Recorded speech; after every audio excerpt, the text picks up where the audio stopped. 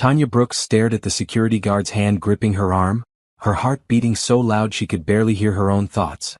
The small sandwich in her other hand felt like evidence in a crime scene. Behind her, employees whispered and pointed as she was walked through the marble lobby of Morrison Tech Company like a criminal. Her blue cleaning uniform was still damp from mopping the executive floor.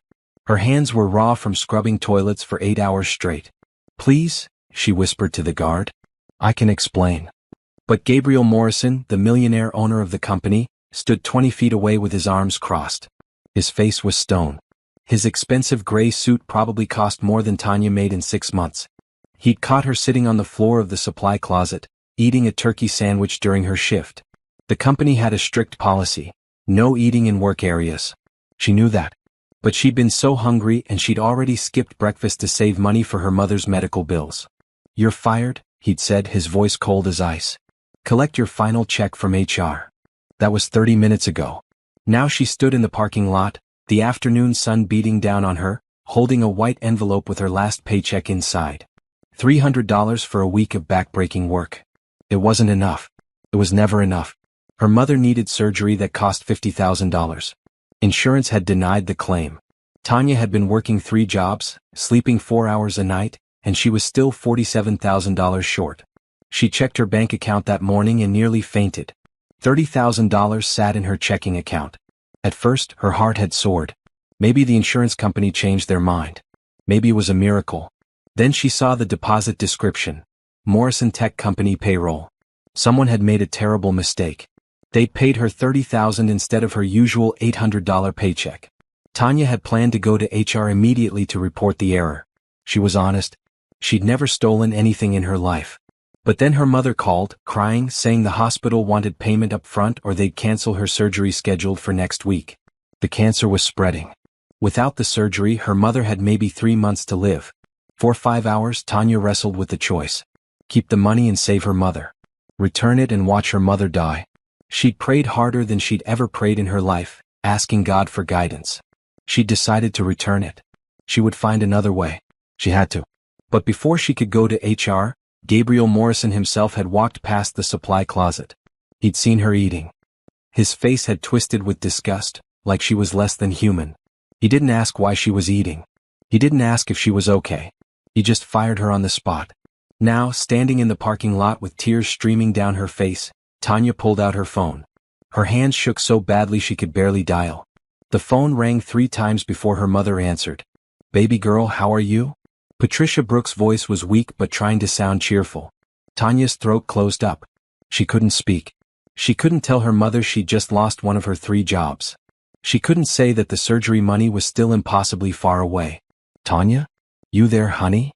"Mama," Tanya choked out, tears falling faster now. "Mama, I don't know what to do anymore. What would you do if you lost everything trying to save the person you love most? Would you give up or keep fighting?" Drop a comment below and subscribe to see how Tanya's story unfolds. You won't believe what happens next. 3 days earlier, everything had been normal. Well, as normal as Tanya's life ever got. She'd woken up at 4 in the morning in her small apartment. The place was tiny, just 1 bedroom that she'd given to her mother. Tanya slept on the couch. But it was clean and paid for, which was more than a lot of people had. She'd made her mother breakfast, oatmeal with blueberries and a cup of chamomile tea. Patricia was still asleep, her thin body barely making a bump under the blankets. The cancer had stolen so much weight from her. She used to be round and soft, always ready with a hug and a laugh. Now she looked fragile, like she might break. Tanya left a note on the nightstand: "Mama, eat breakfast. Take your pills. I love you more than anything. Be home by 2 p.m. Her first job started at 5. She cleaned office buildings downtown. Morrison Tech Company was her main client. She'd been working there for 2 years, scrubbing toilets and mopping floors while wealthy people worked in their glass offices above. She didn't mind the work. Honest work was nothing to be ashamed of. Her mother had taught her that. The morning had gone by in a blur of mop buckets and cleaning supplies. By noon, Tanya was finishing the executive floor. That's when she saw it. An email notification on her phone from her bank. She almost ignored it. She already knew how little money was in there. But something made her look.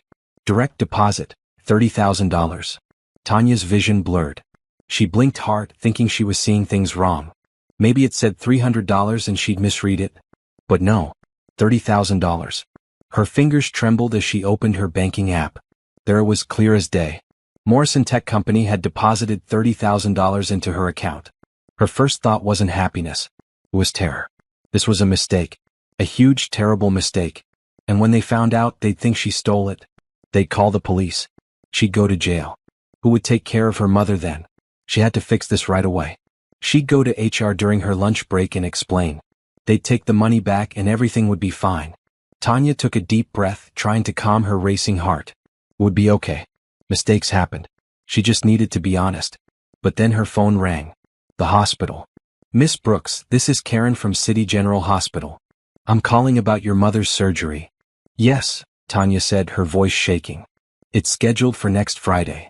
I'm afraid we need to discuss payment. Your mother's insurance claim was denied again on appeal. The surgery costs $48,000. We require payment in full before we can proceed. The floor seemed to tilt under Tanya's feet. But the doctor said it was life-saving. She'll die without it. I understand, Miss Brooks. I'm very sorry. But hospital policy requires payment up front for elective surgeries. Elective? My mother has cancer. She's dying. Without insurance coverage, it's classified as elective. I'm sorry. If you can provide payment by Monday, we can keep the surgery date. Otherwise, we'll have to cancel and put your mother on a waiting list for charity cases. That waiting list is currently 6 months long. 6 months? Her mother didn't have 6 months. The doctor had been clear. The tumor was growing fast. If they didn't remove it soon, it would spread to other organs. After that, there would be nothing anyone could do. I need to call you back, Tanya whispered. She ended the call and stood there in the empty hallway, mop in hand, her whole body shaking. $30,000 sat in her bank account right now. Money that didn't belong to her. Money that could save her mother's life. No, she couldn't think like that. Stealing was wrong. Her mother would be heartbroken if Tanya became a thief, even to save her life. Patricia had raised Tanya to be honest and good, to trust in God's plan even when things seemed impossible. But what was God's plan here? To let her mother die when the money to save her was sitting right there? Tanya finished her shift in a daze. She couldn't think straight. By the time she got to her cleaning station in the supply closet near the executive offices, her head was pounding and her stomach was growling. She'd been so upset that she'd forgotten to eat lunch. She pulled out the turkey sandwich she'd packed that morning. It was just cheap white bread and deli meat, nothing fancy. She knew she wasn't supposed to eat in the work areas, but the break room was 3 floors down, and she only had 10 minutes before she needed to start on the bathrooms. She'd eat quick then get back to work. No one would know. She was halfway through the sandwich when she heard footsteps. Expensive leather shoes on marble floor. She looked up, still chewing, and found herself staring at Gabriel Morrison. He was tall, well over 6 feet, with dark hair starting to gray at the temples. He wore a gray suit that probably cost thousands of dollars. His face was handsome but cold, his blue eyes like chips of ice as they looked down at her sitting on the floor with her sandwich. "What are you doing?" he asked, his voice sharp. Tanya scrambled to her feet, nearly dropping her sandwich. "Sir, I'm sorry. I was just eating quick. I'll go to the break room." "You're eating in a work area. That's against company policy." "I know, sir. I'm sorry. It won't happen again." His eyes narrowed. "You're the janitor. Tanya Brooks." Her heart started pounding. How did he know her name? He owned the whole company. He had hundreds of employees. Why would he know the name of a janitor? "Yes, sir. I got an alert from accounting this morning. About a payroll error." The world stopped spinning. Tanya's mouth went dry. She couldn't breathe. $30,000 was deposited into your account by mistake. I'm guessing you noticed. "Yes, sir," she whispered. "I was going to report it to HR today. Right after my shift. I swear I would never steal from you. I'm an honest person." "Are you? Because you've had that money for hours now and you didn't report it. You're sitting here eating on company time in violation of policy. And accounting found something else interesting. You've been accessing your bank account on company computers during work hours." I just checked it once to make sure the deposit was real. I was going to report it. I promise." "I don't believe you." His voice was flat, emotionless.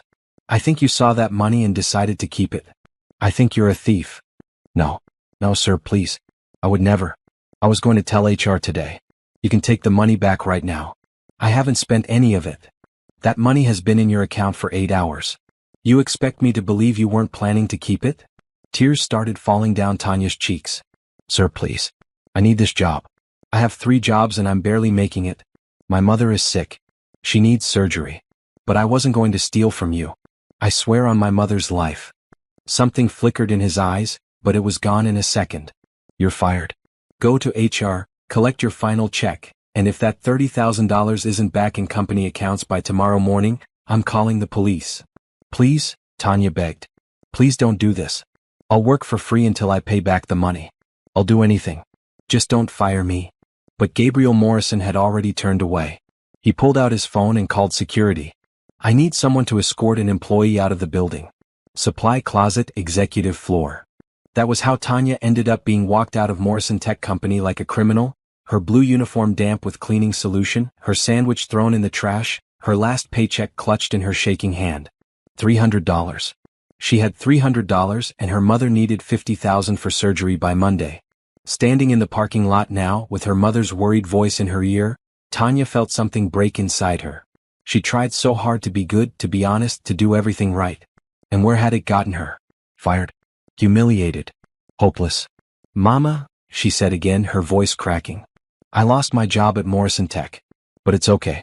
I still have the diner and the weekend cleaning gig. We'll be okay. Oh baby, no. What happened?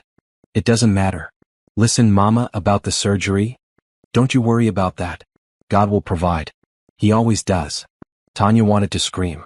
God wasn't providing. God had put $30,000 in her hand and then a millionaire had taken it away and destroyed her life for eating a sandwich. Where was God in that? But she didn't say that. She just said, I love you, Mama. I'll be home soon. She ended the call and stared up at the Morrison Tech building. Somewhere up there, Gabriel Morrison was probably already forgetting about her. She was nothing to him. Just another poor person he could step on and throw away. Tanya had never hated anyone in her life. Her mother taught her that hate poisoned the soul. But standing there, broke and fired and desperate, she felt something close to hate burning in her chest. She didn't know that 15 floors up, Gabriel Morrison stood at his office window watching her. He didn't know why he was watching. He should get back to work. He had meetings, deals to close, money to make. But something about the way she'd begged, the desperation in her eyes when she mentioned her sick mother, had hit him somewhere deep. Somewhere he'd thought was dead years ago. He watched Tanya pull out her phone. He couldn't hear what she was saying, but he could see her body shaking. He saw her wipe tears from her face. He saw her look up at his building with an expression of pure despair. Then she walked to her car, an old beat-up sedan that had seen better days, and drove away. Gabriel turned from the window, but he couldn't shake the image of her face. He told himself she was probably lying. People lied all the time, especially about money. She'd seen $30,000 and decided to keep it. The sick mother story was probably fake, designed to make him feel guilty. Except it hadn't felt fake. It had felt painfully real. He shook his head and sat at his desk. He had a company to run. He couldn't let himself get soft over every sob story. That was how you lost everything. He'd learned that lesson the hard way years ago. But for the rest of the day he kept thinking about Tanya Brooks and her trembling hands and the way she'd said, I swear on my mother's life. He told himself he didn't care. He told himself she was just another employee who'd broken the rules. He told himself a lot of things. None of them felt true. Tanya made it exactly 3 blocks before she had to pull over. The tears were coming too fast, blurring her vision until she couldn't see the road. She parked in a gas station lot and let herself break down completely. Her whole body shook with sobs. Everything she'd been holding inside for months came pouring out. The fear. The exhaustion. The desperate, crushing weight of trying to save her mother's life on minimum wage and tips. She'd been so strong for so long, working herself to the bone, never complaining. But this was too much. She couldn't take any more. Her phone buzzed. A text from her best friend Rochelle. Girl, you okay? You said you'd call after your shift. Tanya stared at the message but couldn't respond. How could she explain what just happened? That she'd been fired for eating a sandwich while a millionaire looked at her like she was trash? That $30,000 had been in her hands for a few hours before being ripped away? That her mother was dying and there was nothing Tanya could do to stop it? Another text. Tanya? Answer me. I'm getting worried. With shaking fingers Tanya typed, lost the Morrison job. Can't talk now. Her phone immediately rang. Rochelle. What happened? Rochelle demanded as soon as Tanya answered. That was your best job. That was where you got most of your hours. I got fired. For what? You're the best worker they have. I know you work harder than anybody. Tanya's throat closed up again. It doesn't matter. Listen, I gotta go. I have to get to the diner for my evening shift. Tanya Brooks, don't you hang up on me. Talk to me. I can't. I'll fall apart again and I don't have time. I need to work. There was a pause. Then Rochelle's voice came back softer. Okay. But I'm coming by the diner later. We're going to talk. After Rochelle hung up, Tanya sat in her car for another 10 minutes, forcing herself to calm down. She couldn't show up at the diner looking like this. Her eyes were probably red and swollen. Her uniform was wrinkled. She looked like exactly what she was, someone barely holding it together. She used the gas station bathroom to wash her face and fix her hair. She changed out of her blue cleaning uniform into the black pants and white shirt she wore for waitressing. She looked at herself in the cracked mirror. Her brown eyes stared back at her, exhausted and scared. You can do this, she whispered to her reflection. For Mama. You can do anything for Mama. She drove to the diner and made it through her shift on pure willpower. She smiled at customers. She took orders and delivered food and pretended everything was fine. Inside she was screaming. Every time she had a quiet moment, the panic came rushing back. Monday. The hospital needed payment by Monday. Today was Wednesday. She had 5 days to find $50,000. It was impossible. Completely impossible. The word kept echoing in her head. Impossible. Impossible. Impossible. Around 8 o'clock Rochelle walked in. She was wearing her bright red nurse scrubs from her shift at the children's hospital. Rochelle was a year younger than Tanya's 27 years, but she'd always been the bold one, the one who spoke her mind and didn't take garbage from anyone. She slid into a booth and waited. When Tanya's manager wasn't looking, Tanya brought over 2 cups of coffee and sat down across from her friend. 10 minutes, Tanya said. That's all I can take. Then talk fast. What really happened? Tanya told her everything. The money. The hospital. The sandwich. Gabriel Morrison's cold eyes. Being escorted out like a criminal. By the end, Rochelle's face was dark with anger. That man is trash, Rochelle said flatly. Rich trash in an expensive suit, but trash all the same. You were going to report the money. You're the most honest person I know. He didn't believe me. Because he's never been poor. He doesn't understand what it's like to have to choose between eating lunch and following some stupid rule. He probably spends more on coffee every day than you make in a week. Tanya wiped her eyes again. It doesn't matter now. It's done. I just need to figure out what to do about Mama's surgery. There has to be something. Charity care? Payment plans? I called the hospital. They won't do surgery without payment up front. Not for something they classify as elective. Cancer surgery isn't elective. It is if you don't have insurance coverage. The insurance company says it's experimental. The hospital says no money, no surgery. Rochelle reached across the table and grabbed Tanya's hand. We'll figure something out. Maybe we can do a fundraiser. Or a GoFundMe page. In 5 days? We'd never raise $50,000 in 5 days. Then we'll talk to the hospital again. Beck threatened to go to the media. Something. Tanya wanted to believe her. But hope felt dangerous right now. Every time she let herself hope, it got crushed. Better to expect nothing. At least then she couldn't be disappointed. Her manager called from the kitchen. Tanya, order up. I have to get back to work, Tanya said, standing up. I'll stay until your shift ends. Then we're going back to your place and making a plan. Don't argue. Tanya nodded, too tired to argue anyway. She didn't know that across town, Gabriel Morrison couldn't concentrate on anything. He tried to work. He'd had 3 meetings and a conference call. He'd reviewed contracts and signed papers. But his mind kept wandering back to Tanya Brooks. He'd asked his assistant to pull her employee file. It was thin. She'd been with the company for 2 years. Never late. Never missed a day. Her supervisor had written, excellent worker. Goes above and beyond. Very reliable. That didn't sound like someone who would steal. He'd also asked accounting to confirm the payroll error. It was legitimate.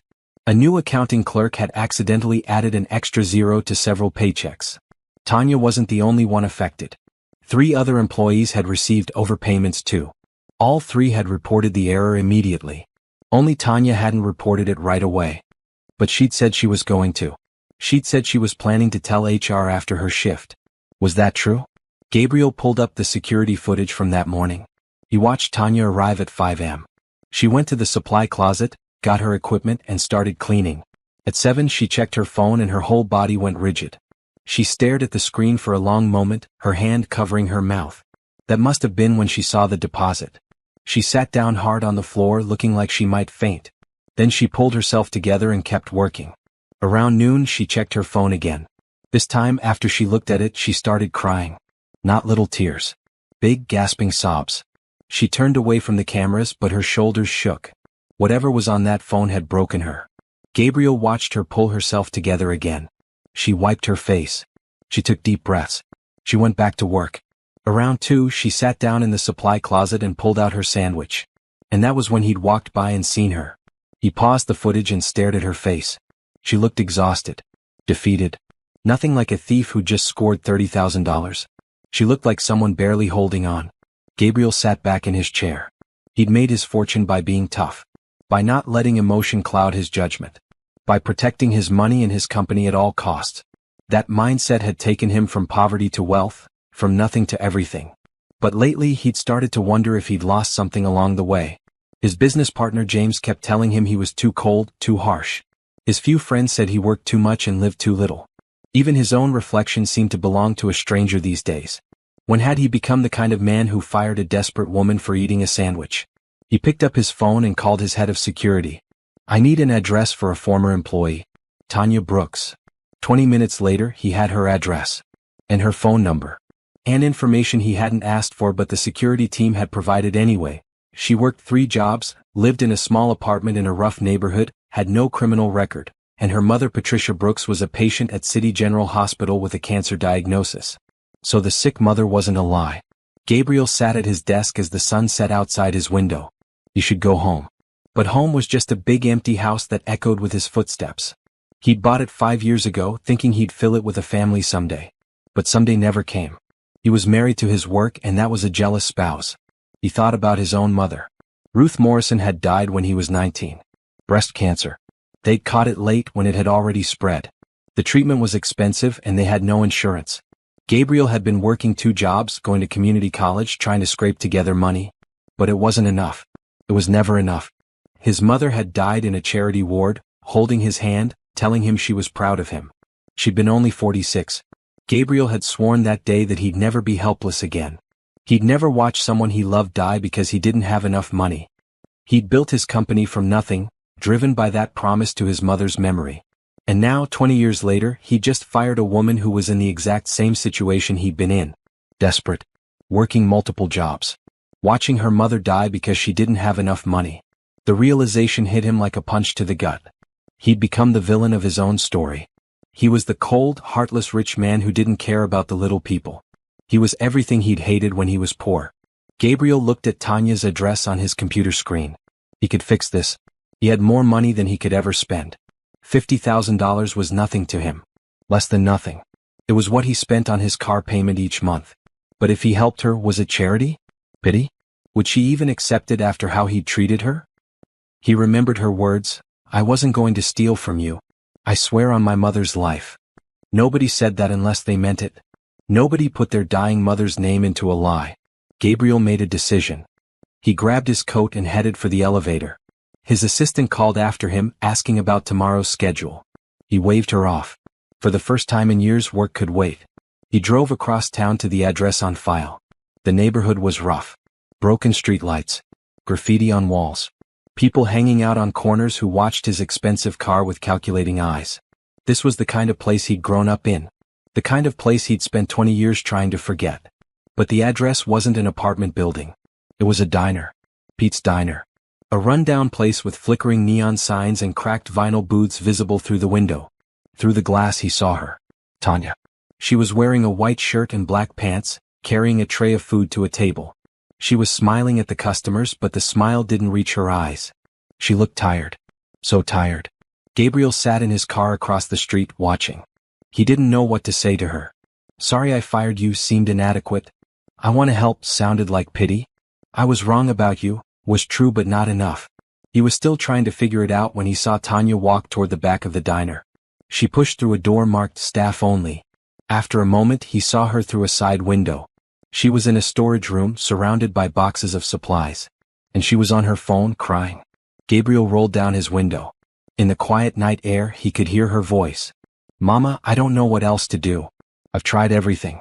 The hospital won't budge. They need the money by Monday or they're canceling your surgery." Pause. Then her mother's voice, faint but clear through the phone. "Baby girl, maybe it's just not meant to be. Maybe God wants me to come home." "No." Tanya's voice was fierce. "No, Mama, don't talk like that. You're not giving up. I won't let you. Sweetheart, you've done everything you can. You've worked yourself half to death for me. I'm so proud of you. But you can't save me if there's no way to get the money. There has to be a way. There has to be. Tanya, listen to me. If I die, I need you to promise me something. Promise me you'll live. Really live. Not just work and struggle and survive. Find joy.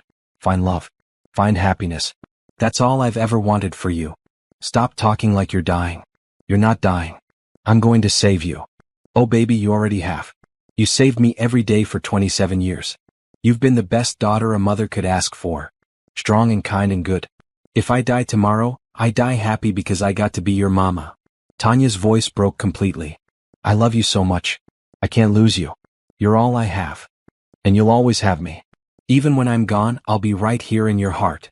You know that." Gabriel sat frozen in his car, listening to this woman pour her heart out to her dying mother. He'd thought she might be a thief. He treated her like she was worthless. And all along she was working 3 jobs, sacrificing everything, trying desperately to save the person she loved most in the world. Just like he tried to do once, a lifetime ago. The difference was, he had the power to help her now. He had the money she needed. He could save her mother with the same ease that most people bought coffee. And he'd fired her instead. Shame washed over him hot and thick. He'd been so concerned with protecting his money, so sure she was trying to cheat him, that he'd never stopped to see her as a real person. A person with a dying mother and no options left. He'd become exactly what he'd always hated. He'd become the villain. Gabriel got out of his car and walked toward the diner. He had no idea what he was going to say. But he had to try. He had to make this right. Through the window he saw Tanya end the call with her mother. She stood there in the storage room, crying silently, her whole body shaking. Then she wiped her face, took a deep breath, and walked back out into the diner. Back to work. Back to smiling at customers and pretending everything was fine. The strength that took, the courage to keep going when everything was falling apart, hit Gabriel hard. This woman was stronger than he'd ever been. He pulled open the diner door and walked inside. The diner smelled like grease and burnt coffee. Country music played from a jukebox in the corner. Gabriel stood just inside the door, suddenly aware of how out of place he looked in his expensive suit and designer shoes. Several customers turned to stare at him. An older man at the counter muttered something under his breath. Gabriel caught the word suit said like a curse. Then he saw Tanya. She was refilling coffee for a table near the window, her back to him. She hadn't seen him yet. Part of him wanted to leave. This was a terrible idea. She probably hated him. She had every right to. But his mother's face flashed in his mind. Ruth Morrison in that hospital bed, telling him everything would be okay when they both knew she was dying. If someone could have saved her, if some rich stranger had walked in and offered help, Gabriel would have fallen to his knees in gratitude. He couldn't save his mother. But he could save Tanya's. He walked deeper into the diner. A waitress approached him, an older woman with gray hair and a name tag that said Betty. "Seat yourself, honey," she said, giving him a curious look. "Menus on the table." "Actually, I'm looking for someone. Tanya Brooks. I need to speak with her." Betty's friendly expression vanished. "Who's asking?" "My name is Gabriel Morrison. I own Morrison Tech Company." Betty's eyes narrowed. "You're the one who fired her today." Word traveled fast. Gabriel nodded. "Yes. I need to talk to her. It's important." "I bet it is. But that girl is on her shift and she needs this job. So unless you're here to arrest her or something, you can wait until she's off at 11. I'm not here to arrest anyone. I'm here to apologize." That surprised Betty. Her expression softened slightly. "Apologize? For what?" "Being a rich jerk who fires people for eating a sandwich." Gabriel winced. "Yes. For exactly that." Betty studied him for a long moment. "Wait here." She walked over to Tanya, who was now at the register. Gabriel watched Betty lean in and whisper something. Tanya's whole body went rigid. She turned slowly, and her eyes met Gabriel's across the diner. The look on her face cut through him. Fear, anger, confusion, and underneath it all, bone-deep exhaustion. She said something to Betty, then walked toward him. She stopped a few feet away like she was afraid to get too close. Mr. Morrison. Her voice was flat. What do you want? I need to talk to you. Can you take a break? I just took one. Please. It's important. Tanya glanced back at Betty, who nodded. Fine. 5 minutes. Outside. She walked past him and he followed her out into the parking lot. The night air was cool. Somewhere down the street, a dog barked. Tanya crossed her arms and faced him, waiting. Gabriel had given hundreds of presentations. He'd pitched to investors, negotiated million-dollar deals, spoken at conferences. But right now, looking at this tired young woman in her waitress uniform, he couldn't find the right words. I'm sorry, he finally said. I was wrong. About everything. She laughed, but there was no humor in it. Okay, you're sorry. Is that all? No. He took a breath. I heard you. In the storage room. I heard you talking to your mother. Tanya's eyes went wide. You were spying on me? Not spying. I came here to find you and I heard you through the window. I heard everything. He paused. Your mother has cancer. Yes. Her voice was cold now. Just like I told you this afternoon. But you didn't believe me. I believe you now. And I want to help. Help? How? I'll pay for your mother's surgery. All of it.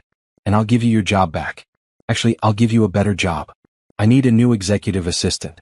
The position pays $60,000 a year, full benefits, health insurance that will cover your mother's treatments. Tanya stared at him like he'd started speaking another language. What? I'm offering you a job and full payment for your mother's surgery. No strings attached. You don't have to pay me back. Consider it an apology for how I treated you today. She took a step back. This is a joke. You're joking. I'm not joking. I'm completely serious. Why would you do that? You fired me. You called me a thief. You had me escorted out of the building like a criminal. Now you show up here offering me money? This doesn't make sense. Gabriel ran a hand through his hair. I know it doesn't, but I was wrong about you. I looked into your employee record. You're a good worker. Reliable. Honest. And he paused. I heard what you said to your mother. About trying everything. About not giving up. I heard your mother telling you to let her go, and I heard you refuse. That kind of love, that kind of determination, that's rare. So what? You feel sorry for me now? Is this pity? No. It's not pity. He met her eyes. 20 years ago, I was exactly where you are now. My mother had cancer. We had no money for treatment. I was working 2 jobs, barely making enough to feed us. I watched her die because I couldn't save her. I've spent every day since then building my company, making money, but I never forgot what it felt like to be helpless. Tanya's expression softened slightly. I'm sorry about your mother. Thank you. But the point is, I understand what you're going through. I know what it's like to love someone so much you'd do anything to save them. And I have the power to help you. So I'm going to. If you'll let me. She was quiet for a long moment. You're serious? You're really serious? Completely serious? I've already called my lawyer. He's drafting papers for a medical payment plan. And my HR director is preparing your employment contract. If you say yes, your mother can have her surgery this week, and you can start work on Monday. Tears started forming in Tanya's eyes. Why? Why are you doing this? Because someone should have done it for my mother and nobody did. Because you deserve help. Because I was cruel to you today and I want to make it right. Pick whichever reason makes you feel better. They're all true. I don't understand. Rich people don't just give away money to people like me. People like you? You mean honest, hard-working people who love their families? Maybe they should. Tanya wiped at her eyes. What's the catch? There has to be a catch. No catch. You work for me, do a good job, and your mother gets the best care available. That's the deal. I don't know anything about being an executive assistant. I clean offices. I wait tables. I don't know business stuff. You'll learn. You're smart. I can tell. And I'll teach you everything you need to know. She looked at him searchingly like she was trying to find the lie, the trick, the thing that would make this make sense. But Gabriel held her gaze steadily. He meant every word. Finally, she whispered, what if I fail? What if I can't do the job? Then I'll find a different position for you. Something that fits your skills. But you won't fail. I have a good feeling about you. More tears fell down her face. I thought you were the worst person I'd ever met. This afternoon, I hated you. I was the worst person you'd ever met. This afternoon, you had every right to hate me. A small, shaky laugh escaped her. So what changed? I heard a daughter who loves her mother.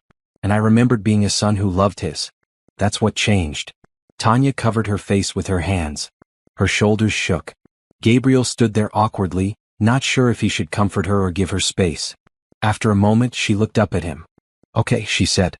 Yes, I accept. All of it. The job. The surgery payment. Everything. Relief flooded through Gabriel. Good. That's good. I'll have my assistant contact you tomorrow with all the details. But first, I need your mother's information. Doctor's name, hospital, case number. I want to make sure the payment goes through immediately. Right now? You're going to pay right now. Why wait? The surgery is scheduled for next Friday, right? Let's make sure it happens. Tanya pulled out her phone with shaking hands. She showed him the hospital information, her mother's patient number, all the details he needed. Gabriel took notes, then made a call. Sarah, it's Gabriel. I need you to do something for me tonight. I'm texting you hospital information. I want you to call them first thing in the morning and set up payment for a surgery. Patient name is Patricia Brooks. Cost is approximately $50,000. Make sure they have everything they need to proceed with the surgery as scheduled. He paused, listening. No, this isn't a company expense. This is personal. Take it from my personal account. And Sarah? This is time sensitive. The surgery is next Friday. Make sure there are no delays. He ended the call and looked at Tanya. Done. By morning, the hospital will have confirmation of payment. Your mother's surgery is happening. Tanya started crying harder. I don't know what to say. Thank you doesn't seem like enough. Then just say you'll show up Monday morning ready to work. I will. I promise. I won't let you down. I know you won't. Gabriel pulled a business card from his wallet. This has my personal cell phone number on the back. If you need anything between now and Monday, call me. Day or night. She took the card like it was made of gold. Can I ask you something? Anything. Why did you really come here tonight? The truth. Gabriel thought about that. Because I heard you say you'd swear on your mother's life that you weren't a thief. And I realized that nobody says that unless they mean it. I realized I judged you unfairly. And I'm trying very hard not to be the kind of man who does that anymore. Thank you for giving me a chance. Thank you for believing me. Thank you for accepting my help. A lot of people would have told me to go away after how I treated you. My mama always said that when someone offers you help, you take it with gratitude. She said refusing help is just pride, and pride doesn't keep the lights on. Gabriel smiled. Your mother sounds like a wise woman. She is. She's the best person I know. Tanya paused. I can't wait to tell her. She's not going to believe it. Tell her tonight. Let her sleep easy knowing the surgery is paid for. I will. Tanya looked back at the diner. I should get back to work. Of course. I'll see you Monday morning. 8 o'clock. Ask for me at the front desk. I'll be there. I'll be early actually. I'm always early. I believe that. Tanya turned to go, then stopped. She looked back at him. Mr. Morrison? You said you couldn't save your mother. But you saved mine. I think maybe that matters.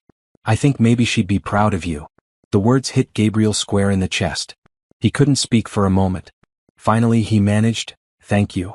She gave him a small smile, the first real smile he'd seen from her, then went back into the diner. Gabriel stood in the parking lot for a while after she left. The shame he'd felt earlier was starting to ease, replaced by something else. Something that felt almost like redemption. He'd made a lot of money in his life. He'd built a company worth hundreds of millions. He'd achieved everything he'd set out to achieve after his mother died. But this, helping Tanya and her mother, this felt more important than any business deal he'd ever closed. He drove home that night feeling lighter than he had in years. For the first time in a long time he'd done something good. Something that mattered. When he got to his big empty house, it didn't feel quite so empty. He poured himself a drink and sat on his balcony, looking out over the city lights. Somewhere out there, Tanya was probably telling her mother the good news. Patricia Brooks would get her surgery. She would live. And Gabriel Morrison, who'd spent 20 years being hard and cold and focused only on business, had finally done something his mother would have been proud of. He raised his glass to the sky. This one's for you, Mom, he whispered. I'm sorry it's 20 years too late. The night breeze felt like an answer. Like forgiveness. Like love. Are you rooting for Tanya and Gabriel? Do you think he's really changed, or is this just the beginning? Comment below and hit subscribe so you don't miss what happens next. Trust me, you'll want to see how this story unfolds. Friday morning came too quickly for Tanya. She barely slept Thursday night. After her shift at the diner ended, she'd driven home and woken her mother to tell her the news. Patricia had cried. Then Tanya had cried. Then they'd both cried together, holding each other in the small bedroom, thanking God for miracles. This man, this Gabriel Morrison, Patricia had said. He must have a good heart hidden under all that money. I thought he was horrible, Mama. I really did. Sometimes people surprise us. Sometimes God works through the most unexpected people. Now Friday morning, Tanya stood in front of her closet trying to figure out what to wear. She didn't start her new job until Monday, but Gabriel's assistant Sarah had called and asked her to come to the office today. They needed to do paperwork, get her badge made, set up her computer access.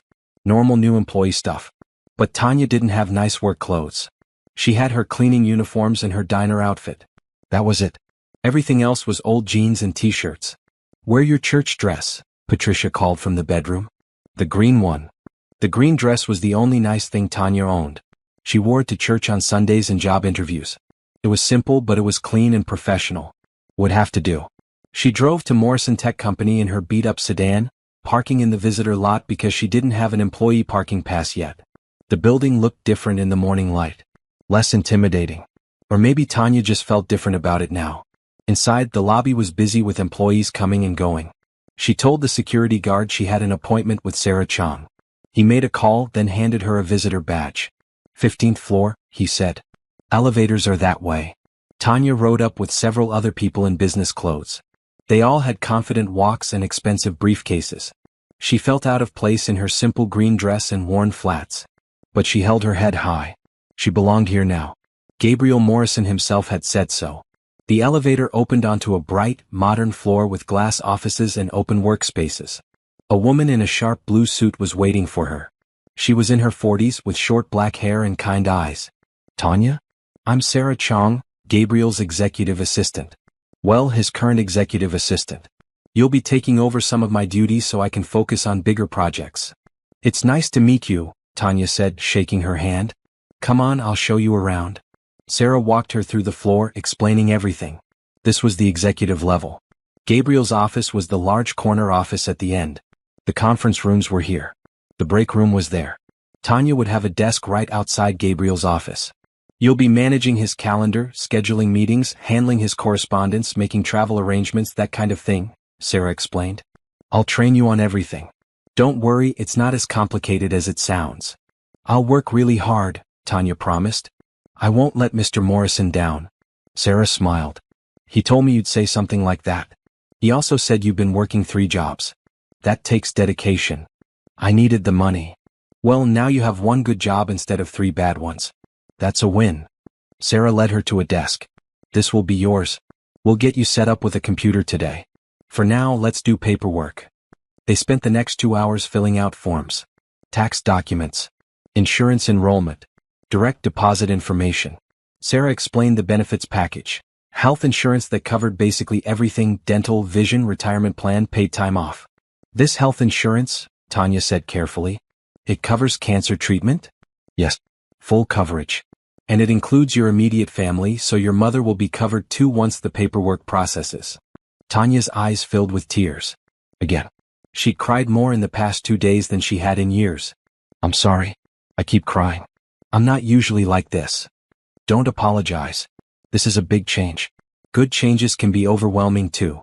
After the paperwork, Sarah took her down to get her badge photo taken.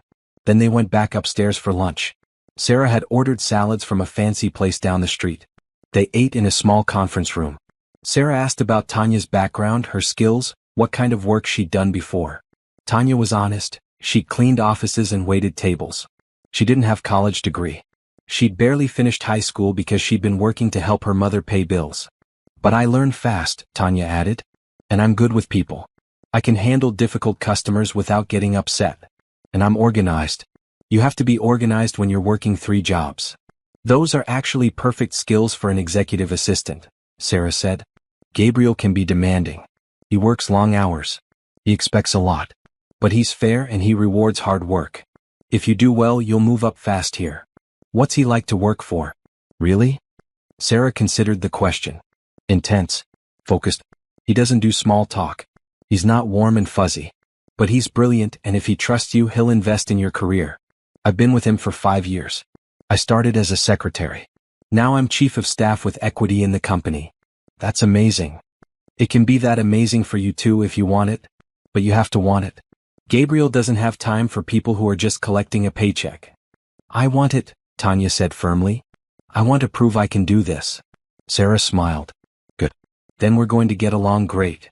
They were finishing lunch when Gabriel walked in. He was wearing a navy suit today with a maroon tie. He looked tired but alert. His eyes found Tanya immediately. How's the onboarding going? He asked Sarah. Great. Tanya's a quick study. I think she'll be ready by Monday. Excellent. He looked at Tanya. Did the hospital call you? Yes, sir. This morning. They confirmed the surgery is scheduled for next Friday at 7 a.m. They said all the fees are paid in full.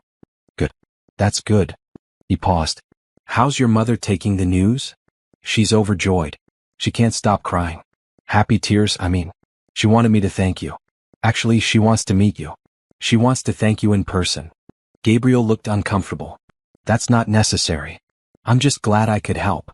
Sir, if you have time, it would mean the world to her. And to me. He hesitated, then nodded. All right. When?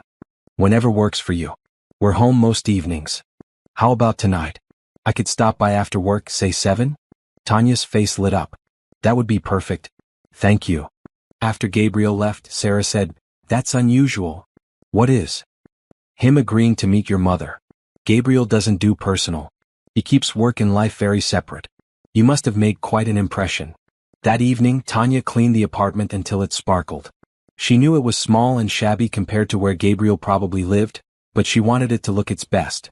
Patricia insisted on making dinner. She made pot roast with potatoes and carrots, her specialty. Mama, you don't have to cook for him. He's coming to visit, not for dinner. That man is paying for my surgery. The least I can do is feed him a home-cooked meal. At 7 sharp, there was a knock on the door. Tanya opened it to find Gabriel standing there in jeans and a maroon sweater. He'd changed out of his suit. He looked younger this way. More approachable. Come in, Tanya said. Gabriel stepped into the small apartment. His eyes took in everything. The worn furniture, the clean but faded curtains, the small kitchen visible from the living room. But his expression didn't show judgment. Just observation. Mr. Morrison, Patricia called from the kitchen doorway. Thank you for coming. She walked over slowly. The cancer and treatments had made her weak. She was thin and pale, but her smile was bright. Gabriel shook her hand gently. It's nice to meet you, Mrs. Brooks. Call me Patricia. Please sit down. I made dinner. I hope you'll join us. I don't want to impose. You're not imposing. You're our guest. And I insist. Gabriel looked at Tanya, who nodded. When Mama insists, you listen. They sat down at the small kitchen table. The food was simple but good. They ate and talked. Patricia asked Gabriel about his company, his life, how he got started in business. He told them about growing up poor, about his mother's death, about building Morrison Tech from nothing. Your mother would be proud of you, Patricia said. Look at everything you've accomplished. Thank you. But lately I've been wondering if I've accomplished the right things. I've made a lot of money, but I'm not sure I've made much of a difference. You're making a difference now. You're saving my life. That's not nothing. It's the least I could do after how I treated your daughter. Patricia glanced at Tanya. She told me about that. About you firing her. I'll be honest, I was ready to dislike you. But then she told me about you coming to the diner. About you hearing her talk to me on the phone. About you deciding to help. That takes courage. A lot of people would have walked away. I almost did walk away. I sat in my car for 20 minutes trying to decide. But you didn't. You chose kindness. That matters.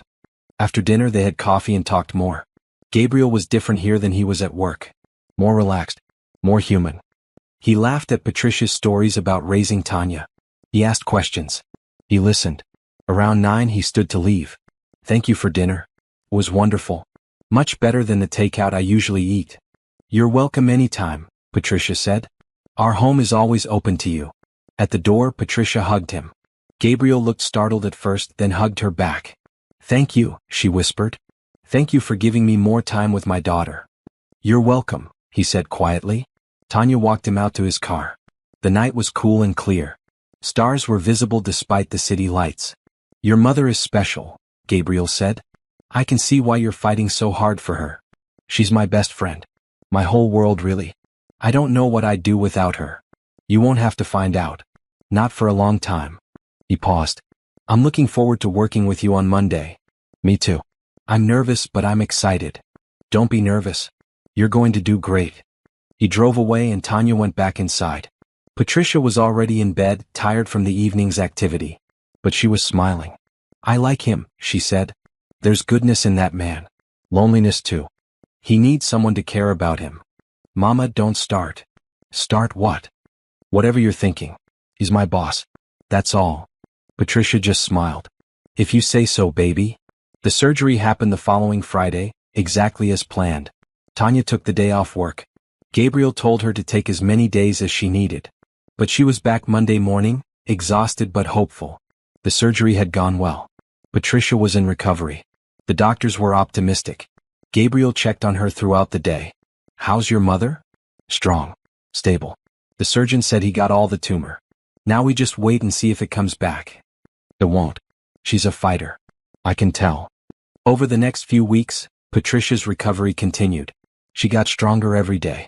The follow-up scans were clear. No signs of cancer. The doctors used words like remission and excellent prognosis. Tanya threw herself into her new job. She learned fast, just like she promised. She figured out Gabriel's schedule preferences, learned which calls to put through and which to hold, mastered the computer systems. Sarah was impressed. You're a natural, Sarah told her. Gabriel's already saying you're the best assistant he's ever had. Really? He said that. He did. And Gabriel doesn't give compliments lightly. Tanya worked hard, arriving early and staying late. She wanted to prove she deserved this opportunity. But more than that, she wanted to help. Gabriel had saved her mother's life. She'd spend the rest of her career trying to pay that back. One evening, about 6 weeks after Patricia's surgery, Gabriel was working late. Tanya should have gone home hours ago, but she'd stayed to help him prepare for a big presentation the next day. They were in his office reviewing slides. This is good, Gabriel said. Really good. Thank you for staying late to help with this. It's no problem. I want to help. He looked at her. You don't have to work this hard, you know?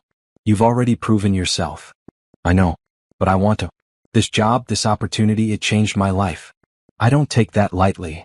You changed your own life. I just opened a door. You're the one who walked through it and ran with it. Still, I'm grateful. Every single day I'm grateful. They finished the presentation around 8. As they packed up, Gabriel said, How's your mother doing? Really doing? She's amazing. Strong. Getting stronger every day. She started volunteering at her church last week. She says she has to give back to help other people the way we were helped. She's a remarkable woman. She is. Tanya paused. She asks about you, you know. She wants you to come for dinner again. I'd like that. It's been a long time since I had a real home-cooked meal. Then comes Sunday. We eat at 6. Gabriel smiled. I'll be there. And he was. Sunday at 6, he showed up with flowers for Patricia and a bottle of wine. They had roast chicken and vegetables. They talked and laughed.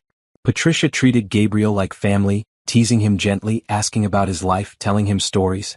After that, Sunday dinners became a regular thing. Every week, Gabriel would come over. Sometimes Tanya's friend Rochelle joined them. The small apartment filled with laughter and good food and warmth. Gabriel found himself looking forward to Sundays all week. His big empty house felt even emptier after spending time in Patricia's small warm home. He'd built his whole life around work and money. But sitting at that kitchen table, eating simple food and enjoying simple company, he realized he'd been missing something important. He'd been missing a connection. He'd been missing love. Spring turned to summer. Patricia's health continued to improve. Tanya settled into her role at Morrison Tech. And slowly, almost without noticing, she and Gabriel grew closer. It started small. Gabriel asking her opinion on things beyond just scheduling. Tanya offering suggestions that he actually listened to. Conversations that went beyond work. Shared lunches where they talked about books, movies, life. Gabriel found himself looking forward to seeing her every morning. Her smile brightened his whole day. Her kindness reminded him that there was good in the world. Her intelligence challenged him. Her strength inspired him. Tanya noticed changes in him too. He smiled more. He was patient with employees who made mistakes. He started leaving work at reasonable hours. Other employees noticed the change too. The office atmosphere shifted from tense to pleasant. People stopped dreading interactions with the boss. Whatever you're doing, Sarah told Tanya, keep doing it. Gabriel's like a different person. Rochelle noticed too. During one of their regular coffee dates she said, "So, you and your boss. What's going on there?" "Nothing. We work together. That's all." "Girl, please. I've seen the way you talk about him. The way your face lights up when you mention him. He's a good man. He saved my mama. Of course I care about him. This is more than gratitude. This is feelings." Tanya stirred her coffee, not meeting Rochelle's eyes. "Even if that were true, which I'm not saying it is, nothing could happen. He's my boss. He's a millionaire. I'm his employee. I'm nobody. You're not nobody. And from what you've told me, he doesn't see you that way either. It doesn't matter what he sees. Some things aren't meant to be." But Rochelle just smiled knowingly. The truth was, Tanya had developed feelings for Gabriel. Real, deep feelings that scared her. She tried to ignore them. Tried to remind herself that this was just gratitude. He'd saved her mother. Of course she felt close to him. But it was more than that. She loved the way he listened when she talked, really listened like her words mattered. She loved his dry sense of humor that most people never saw. She loved watching him with her mother, how gentle he was, how patient. She loved the glimpses she got of the man behind the money, the man who worked hard because his mother had inspired him, who carried old wounds but was learning to heal.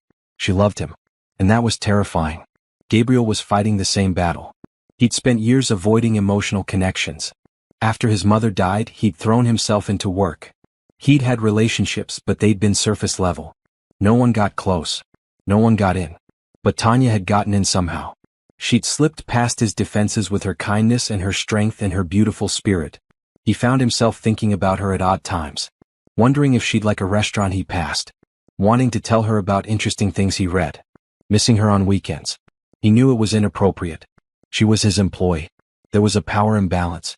He could lose her if he made a move and she rejected him. Worse, she might feel pressured to say yes even if she didn't want to. The last thing he wanted was to make her uncomfortable. So he kept his feelings to himself.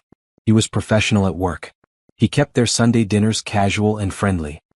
He ignored the way his heart raced when she smiled at him. It couldn't last. Something had to give.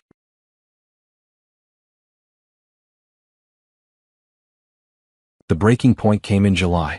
Morrison Tech was hosting a charity gala. It was Gabriel's idea, inspired by Patricia's recovery. He decided to donate a portion of company profits to a cancer research foundation. The gala would raise awareness and additional funds. As his assistant, Tanya was helping organize the event.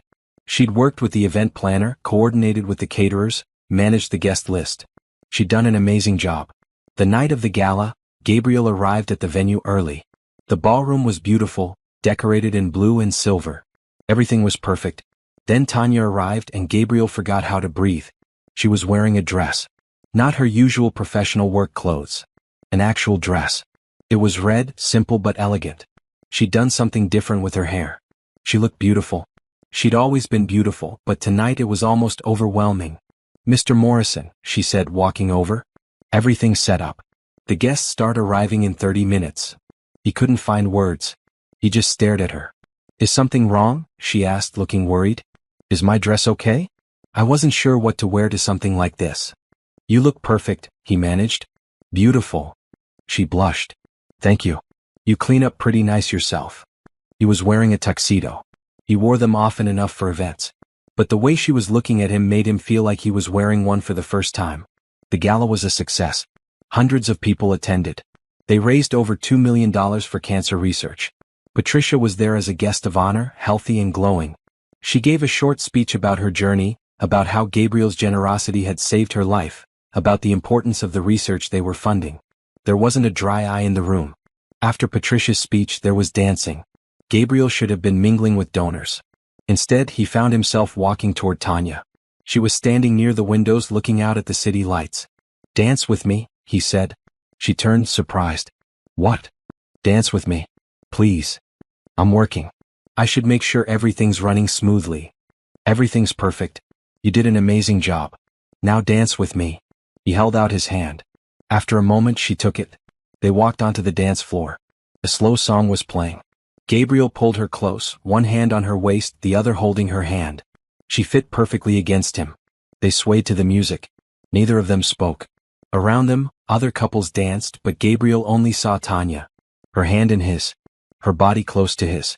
Her eyes looking up at him with something he didn't dare name. Thank you for everything you did tonight, he said quietly. This event, it means a lot to me. Thank you for doing it. For creating the foundation in Mama's name. She's so proud. I'm proud of you. You made this happen. Your hard work, your dedication, your vision. This was all you. It was all you. You're the one who decided to give back. You're the one who turned your grief into something positive. You helped me do that. You and your mother. You both reminded me what matters. Connection. Love. Helping people. I'd forgotten that. She smiled up at him. You never forgot. You just buried it under all that business armor. But it was always there. They kept dancing. The song changed, but they didn't let go of each other. Other people were looking at them now, whispering. Gabriel Morrison dancing with his assistant. The gossip would start tomorrow. He didn't care. For the first time in years, he didn't care what people thought. All he cared about was this moment. This woman. This feeling. Tanya, he said. Yes. I need to tell you something. And please, if it makes you uncomfortable, say so and we'll pretend I never said it. Okay. He took a breath. I have feelings for you. Real feelings. I've been fighting them for months, but I can't anymore. You're amazing. You're kind and strong and smart and beautiful. You make me want to be better. You make me feel alive in ways I haven't felt in years. And I know this is complicated. I'm your boss. There's a power imbalance.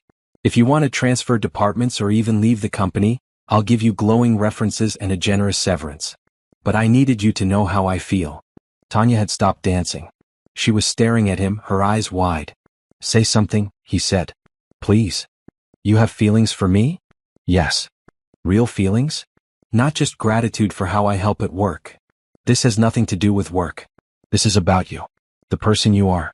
The way you make me feel. I'm falling for you, Tanya. Maybe I've already fallen. Tears gathered in her eyes. Happy tears, he thought. He hoped. I have feelings for you too, she whispered. I've been so scared because I thought it was just me. I thought I was being silly, having a crush on my boss like some teenager. But it's more than that. You're more than that. You're good and kind and generous. You saved my mama. You believed in me when no one else did. You make me feel valued and seen. I'm falling for you too. Relief and joy flooded through Gabriel. Really? Really? He pulled her closer. They were barely moving now, just holding each other in the middle of the dance floor. People were definitely staring now. Gabriel still didn't care. What do we do now? Tanya asked. We figure it out together. Carefully. Properly. I don't want to mess this up. Me neither. They danced until the song ended. Then Gabriel led her off the floor, back to the windows where she'd been standing before. I have an idea, he said. What if we take this slow? We'll date properly. I'll take you to dinner, to movies, to all the places people go when they're getting to know each other. But at work we stay professional. We don't let our personal relationship affect the job.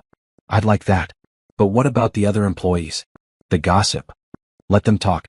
As long as everything is consensual and professional, it's no one's business but ours. Okay. She smiled. When do we start? How about tomorrow? I'll pick you up at 7. We'll go to dinner somewhere nice. Like a real date? Exactly like a real date. Because that's what this is. I'm asking you out, Tanya Brooks. Will you go to dinner with me? Yes, she said, her smile growing wider. Yes, I will. They spent the rest of the gala trying to act normal. They mingled with guests. They thanked donors. They celebrated the success of the event. But every time their eyes met across the room, they smiled, sharing a secret that was just theirs. Patricia noticed, of course. At the end of the night, as people were leaving, she pulled Tanya aside. You and Gabriel, she said. Something's changed. Maybe, Tanya admitted. Good. That man needs someone to love him. And you need someone who sees how special you are. You're good for each other. You don't think it's too soon? Or too complicated? Love is always complicated. But when it's right, it's worth it. That night, lying in bed, Tanya couldn't sleep. Her mind kept replaying the evening. Gabriel's hand in hers. His voice saying he had feelings for her. The way he'd looked at her like she was the only person in the world. She'd spent so long just surviving, just trying to make it through each day. She'd stopped thinking about things like romance or happiness. All that mattered was taking care of her mother, paying the bills, staying afloat. But now, with her mother healthy and her job secure, she could think about other things. She could think about Gabriel.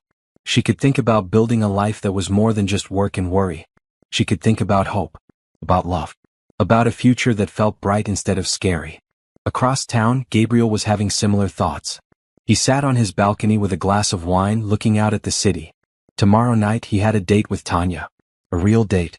The thought made him smile. He'd been alone for so long. He'd convinced himself he liked it that way. But Tanya had shown him what he was missing. She'd brought light into his life. She'd reminded him that money and success meant nothing if you had no one to share them with. His mother would have loved Tanya. Ruth Morrison had always wanted Gabriel to find someone kind, someone real. She'd warned him not to chase money at the expense of happiness. Money comes and goes, she told him once. But love, real love, that's what lasts. That's what matters. He hadn't understood then. He'd been too young, too focused on lifting them out of poverty. But he understood now. I found someone, Mom, he said quietly to the night sky. Someone special. I think you'd approve. The wind whispered through the trees. It almost sounded like his mother's voice, gentle and loving. I'm proud of you, son. Gabriel raised his glass to the stars. For the first time in 20 years he felt at peace. He felt whole. He felt ready to love again. The summer months flew by in a blur of happiness. Gabriel and Tanya dated like normal people. He took her to restaurants she'd only dreamed of eating at. She introduced him to her favorite hole-in-the-wall diners where the food was cheap but delicious. They went to movies, walked in parks, talked for hours about everything and nothing. At work they remained professional. Tanya still called him Mr. Morrison in the office. They didn't show public affection. But everyone knew anyway. You couldn't hide that kind of connection. The way they looked at each other gave them away every time. Some employees gossiped. Some were happy for them. Most just shrugged and went about their business.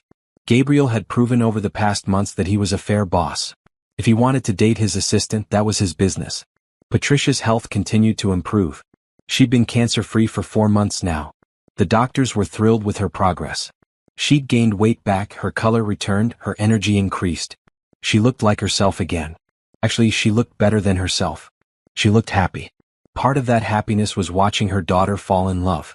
Tanya glowed these days. She smiled all the time. She talked about Gabriel constantly. Patricia had never seen her daughter so happy. He's good for you, Patricia told Tanya one evening. They were cooking dinner together, preparing for another Sunday meal with Gabriel. He is. I still can't believe this is real sometimes. That someone like him could want someone like me. Stop that. You're a catch, baby girl. Smart, beautiful, kind, hardworking. Any man would be lucky to have you. You're biased. I'm honest. Patricia stirred the pot on the stove. But I'll tell you what I see. Gabriel doesn't look at you like you're lucky to be with him. He looks at you like he's lucky to be with you. That's how you know it's real. Tanya thought about that. It was true. Gabriel treated her like she was precious. Like she mattered. He asked about her day. He remembered little things she mentioned. He supported her goals. He made her feel valued not just as his girlfriend but as a person. And she did the same for him. She challenged him when he got too focused on work. She reminded him to take breaks, to rest, to enjoy life. She made him laugh. She made him think. She made him better. They were good for each other. Everyone could see it. One Saturday in August, Gabriel took Tanya on a surprise trip. He wouldn't tell her where they were going, just said to pack an overnight bag and comfortable shoes. They drove for 2 hours out of the city into wine country. The landscape shifted from buildings and concrete to rolling hills and vineyards. Finally, Gabriel pulled up to a beautiful bed and breakfast. It was a restored farmhouse surrounded by gardens. What is this place? Tanya asked, amazed. A weekend getaway. I thought we could use some time away. Just the two of us. No work. No distractions. Just us. They checked into a room with a view of the vineyards. It was beautiful and romantic, with a big bed and a private balcony. Tanya felt like she was in a movie. They spent the weekend exploring. They visited wineries and tasted wine. They walked through gardens. They had picnics under trees. They talked for hours, sharing stories from their pasts, dreams for their futures. On Saturday night, they had dinner at the bed and breakfast restaurant. Afterward, they sat on their balcony watching the sunset paint the sky in shades of orange and purple. I could stay here forever, Tanya said. Me too. Gabriel reached over and took her hand. I've never felt this way before. This happy. This content. You've changed my life, Tanya. You changed mine first. No, I just gave you an opportunity. You changed your life with your hard work and determination. I was just lucky enough to be there to see it. She squeezed his hand. We were both lucky. To find each other. To get a second chance. To letting kindness win. They sat in comfortable silence, holding hands, watching the sky darken. Stars began to appear one by one until the sky was full of them. "Tanya," Gabriel said, "I need to ask you something." "Okay." "Do you ever worry that you're with me because I helped your mother? That maybe you feel obligated?" She turned to look at him, surprised. "Is that what you think?" "I don't know. Sometimes I worry that you're grateful and you're confusing gratitude with love." Tanya thought about how to answer. She wanted to get this right. "At first," she said slowly, "I was grateful. Of course I was. You saved Mama's life. I'll be grateful for that until the day I die. But that's not why I'm with you. I'm with you because you're kind. Because you're smart and funny and interesting. Because you challenge me and support me. Because you make me want to be better. Because when I'm with you, I feel like the best version of myself." She paused. "I'm not with you because you're rich. I'm not with you because I feel obligated. I'm with you because I love you. And I do love you, Gabriel. I love you so much." Gabriel's eyes were shining. "I love you too. I've wanted to say it for weeks, but I was scared. Scared you'd think it was too soon. Scared you didn't feel the same way. I feel the same way. I felt it for a while now." He pulled her into his arms and kissed her. It was their first real kiss, slow and sweet and full of promise. When they pulled apart, they were both smiling. "Say it again," Gabriel said. "I love you." Again. "I love you, Gabriel Morrison." "I love you too, Tanya Brooks. I love you more than I thought I could ever love anyone." They held each other as the stars came out, both of them feeling like they'd found something rare and precious. Something worth protecting. Something worth building a life around. The weekend ended too quickly. Monday morning came and they were back at work. But everything felt different now. They'd said the words. They'd admitted their feelings. There was no pretending anymore. At work they were still professional. But everyone could sense the change. Gabriel was lighter, happier. He smiled at employees in the hallway. He praised good work. He was patient with mistakes. The office culture continued to improve. Tanya was thriving too. She'd taken to her role like she was born for it. She managed Gabriel's schedule flawlessly. She handled difficult situations with grace. She'd become invaluable to the company. Sarah told her, "You know, Gabriel is already talking about promoting you. He thinks you should be in management." "Really? But I haven't even been here a year." "Doesn't matter. You've proven yourself. You're smart, capable, and you understand business. You could go far in this company if you want to." Tanya did want to. She discovered she loved business. She loved solving problems, making things more efficient, helping the company succeed. She'd started taking online courses at night, learning about finance and operations and strategy. Gabriel supported her education fully. He helped her study. He answered her questions. He was proud of her ambition. One evening they were at his house. It was the first time Tanya had been there. The house was enormous, with high ceilings and expensive furniture and views of the city. But it felt empty. Cold. Like a showroom instead of a home. "This place is beautiful," Tanya said, walking through the living room. "But it doesn't feel like you." "I know. I bought it because I thought I should. Successful people have big houses, right? But I've never felt comfortable here. It's too much space for one person." "What would make it feel like home?" Gabriel looked at her. "You. Having you here would make it feel like home." It was too soon to talk about moving in together. They both knew that. But the conversation was there, hovering in the air between them. Building toward something. Moving toward a future together. By September, Patricia had been cancer-free for 6 months. The doctors officially declared her in remission. The chance of the cancer returning was getting smaller every day. She was healthy. She was alive. She was thriving. To celebrate, Gabriel organized a small party at his house. He invited Patricia, Tanya, Rochelle, Sarah, James his business partner, and a few other close friends. He had the place catered with Patricia's favorite foods. Patricia arrived wearing a beautiful green dress. Her hair had grown back after chemo. She looked radiant, healthy, full of life. "Thank you for this," she told Gabriel, hugging him. "You didn't have to do this." "Yes, I did. You're family now. We celebrate family." Patricia's eyes filled with tears. "You're a good man, Gabriel Morrison. I knew it the first time I met you. I saw the goodness in your heart. You saved my life as much as I saved yours. You and Tanya both. You brought love back into my world." The party was wonderful. People laughed and ate and celebrated. Patricia told stories about her cancer journey, about her recovery, about the importance of hope and love and not giving up. "I should have died," she said at one point. "The cancer was bad. The odds weren't good. But I'm here. I'm alive. And I owe that to Gabriel, who paid for my surgery. To Tanya, who never stopped fighting for me. To God, who answered our prayers. But mostly I owe it to love. Love is what saved me. Love is what heals us. Love is what makes life worth living. Everyone clapped. Tanya was crying. Gabriel had tears in his eyes too. Later, after most of the guests had left, Patricia pulled Gabriel aside. I need to talk to you about something, she said. Of course. Is everything okay? Everything's perfect. But I'm getting older, Gabriel. And I've been thinking about the future. About Tanya's future. Okay. That girl loves you. She loves you with her whole heart. And I can see you love her the same way. I do. More than anything. Good. Then don't wait too long. Life is short. I learned that the hard way. If you love someone, you tell them. If you want to build a life with them, you build it. Don't waste time waiting for the perfect moment. The perfect moment is now. Gabriel smiled. Are you telling me to propose to your daughter? I'm telling you that if you're thinking about it, don't overthink it. Love is simple. We make it complicated, but it doesn't have to be. Thank you, Patricia. For everything. For accepting me. For trusting me with Tanya. For being the mother I wish mine could have lived to be. Patricia hugged him tight. Your mother is proud of you. I know she is. You turned your pain into purpose. You turned your success into service. That's all any parent wants for their child. After Patricia left, Gabriel sat alone in his big house. But it didn't feel empty anymore. It felt full of possibility. Full of hope. Full of love. Patricia was right. He did want to marry Tanya. He'd known it for months but had been waiting, thinking it was too soon, worried about moving too fast. But why wait? Life was short. Patricia's cancer had proven that. Love was rare. His loneliness before Tanya had proven that. When you found something real, something precious, you held on to it. Gabriel made a decision. He was going to marry Tanya Brooks. He was going to build a life with her. He was going to fill this big empty house with love and laughter and family.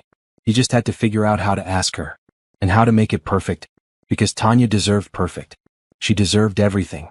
Despite her happiness, Tanya couldn't shake a nagging feeling of inadequacy. She'd grown up poor. She'd cleaned toilets for a living. Now she was dating a millionaire, living a life she'd never imagined possible. Sometimes it felt like a dream. Other times it felt like a lie. She was sitting in Gabriel's office one afternoon, organizing his files, when James Peterson walked in. James was Gabriel's business partner, a wealthy older man who'd been in business for 40 years. He was usually friendly, but today his expression was serious. Tanya, do you have a minute? He asked. Of course. He closed the door and sat down. I want to talk to you about Gabriel. Tanya's stomach tightened. Is something wrong? No, nothing's wrong. I just want to make sure you understand what you're getting into. I don't understand. James leaned back in his chair. Gabriel is a good man. The best man I know, actually. But he's also incredibly wealthy. And wealth attracts certain kinds of people. People who want to take advantage. People who see dollar signs instead of human beings. I'm not like that. I believe you. But you need to understand that others will think you are. They'll say you're a gold digger. They'll say you're using Gabriel for his money. They'll question your motives. And it's going to be hard. Tanya felt like she'd been punched. Why are you telling me this? Because I care about Gabriel. And I think I'm starting to care about you too. You're good for him. Anyone can see that. But this relationship is going to face challenges that most relationships don't. You need to be prepared. I love him. I don't care about his money. I know that. But when you marry a wealthy man, and I think Gabriel plans to marry you, you become part of his world. Charity galas. Business dinners. Social circles where everyone has money and privilege. You're going to feel out of place. People are going to judge you. You need to decide if you can handle that. After James left, Tanya sat at her desk feeling sick. She'd been so focused on her feelings for Gabriel that she hadn't thought about the bigger picture. The reality of their different worlds. The challenges they'd face. That evening she talked to Rochelle about it over coffee. He's right, Rochelle said. People are going to judge you. It's going to suck. But the question is, do you love Gabriel enough to deal with it? I do. But what if I can't fit into his world? What if I embarrass him? Girl, stop it. You are not an embarrassment. You're smart, beautiful, and kind. If his rich friends can't see that, they're the ones with the problem, not you. But I don't know anything about their world. I don't know which fork to use at fancy dinners. I don't know how to make small talk with millionaires. I barely finished high school. So what? Gabriel doesn't care about that. And anyone who does care isn't worth impressing anyway. You don't understand. I love him so much. The thought of being the reason people judge him or look down on him kills me. Rochelle reached across the table and grabbed Tanya's hand. Listen to me. You are not less than anyone because you grew up poor. You are not less than anyone because you worked as a janitor. If anything, that makes you more. It makes you real. It makes you strong. Gabriel sees that. That's why he loves you. What if it's not enough? It's enough. Trust me. It's more than enough. But Tanya's doubts didn't go away. They grew worse when Gabriel invited her to a business dinner the following week. It was at an expensive restaurant with several of his wealthy clients. Tanya spent the entire day anxious about what to wear, what to say, how to act. She arrived at the restaurant in a simple blue dress she'd bought specifically for the occasion. Gabriel was already there, looking handsome in a dark suit. He smiled when he saw her and introduced her to the other guests. Everyone was polite. Too polite. The kind of politeness that felt fake.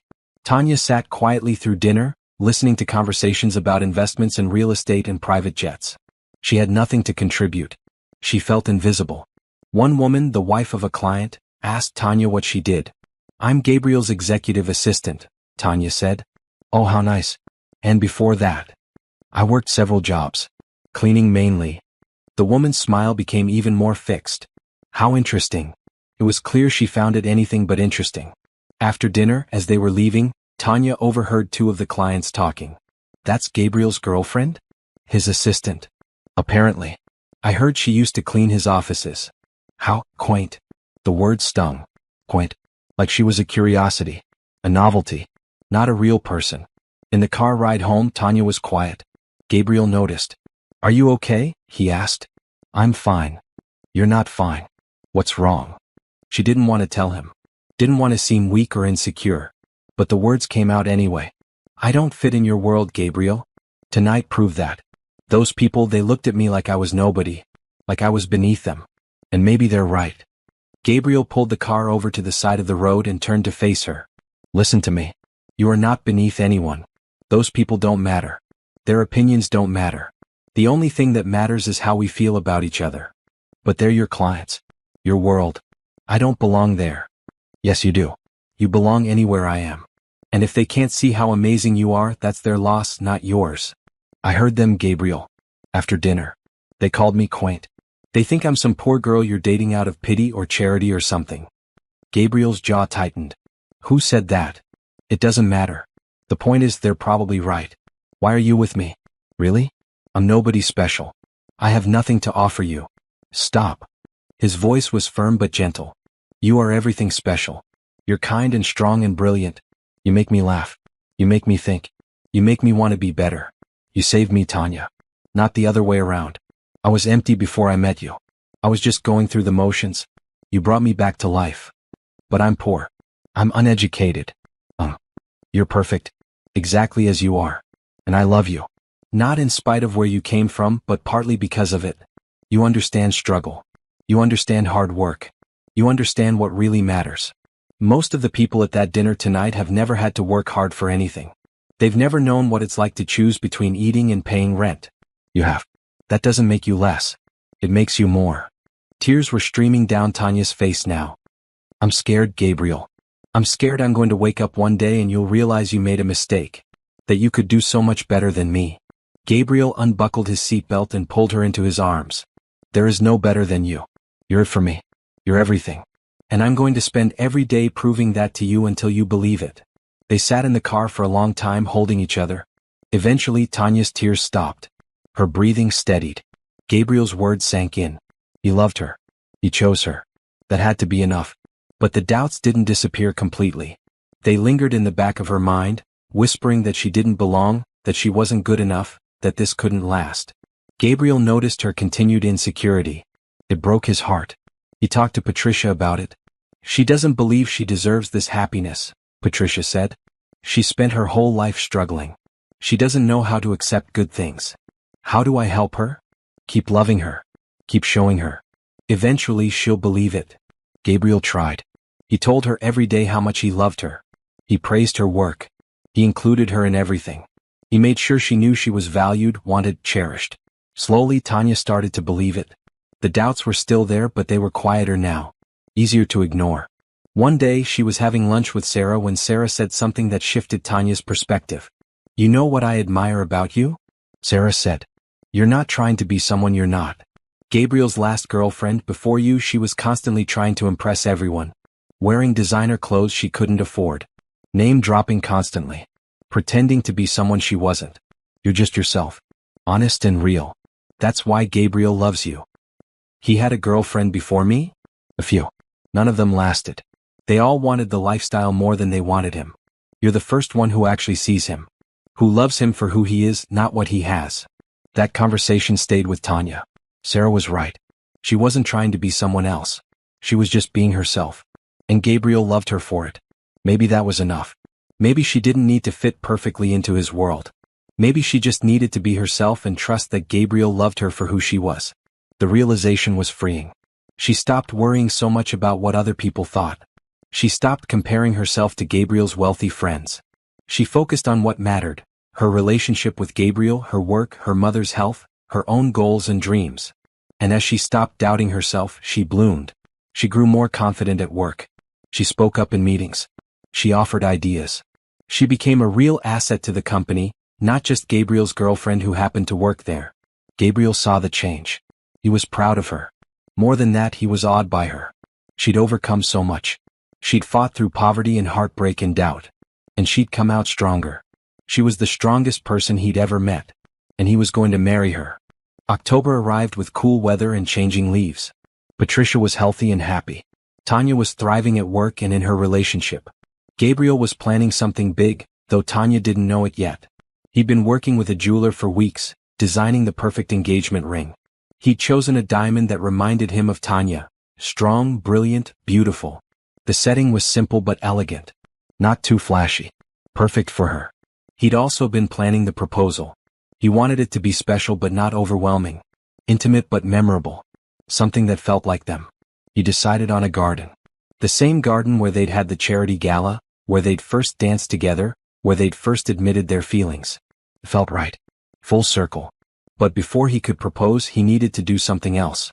He needed to tell Tanya the complete truth about his past. About the mistakes he'd made. About the man he'd been before she came into his life.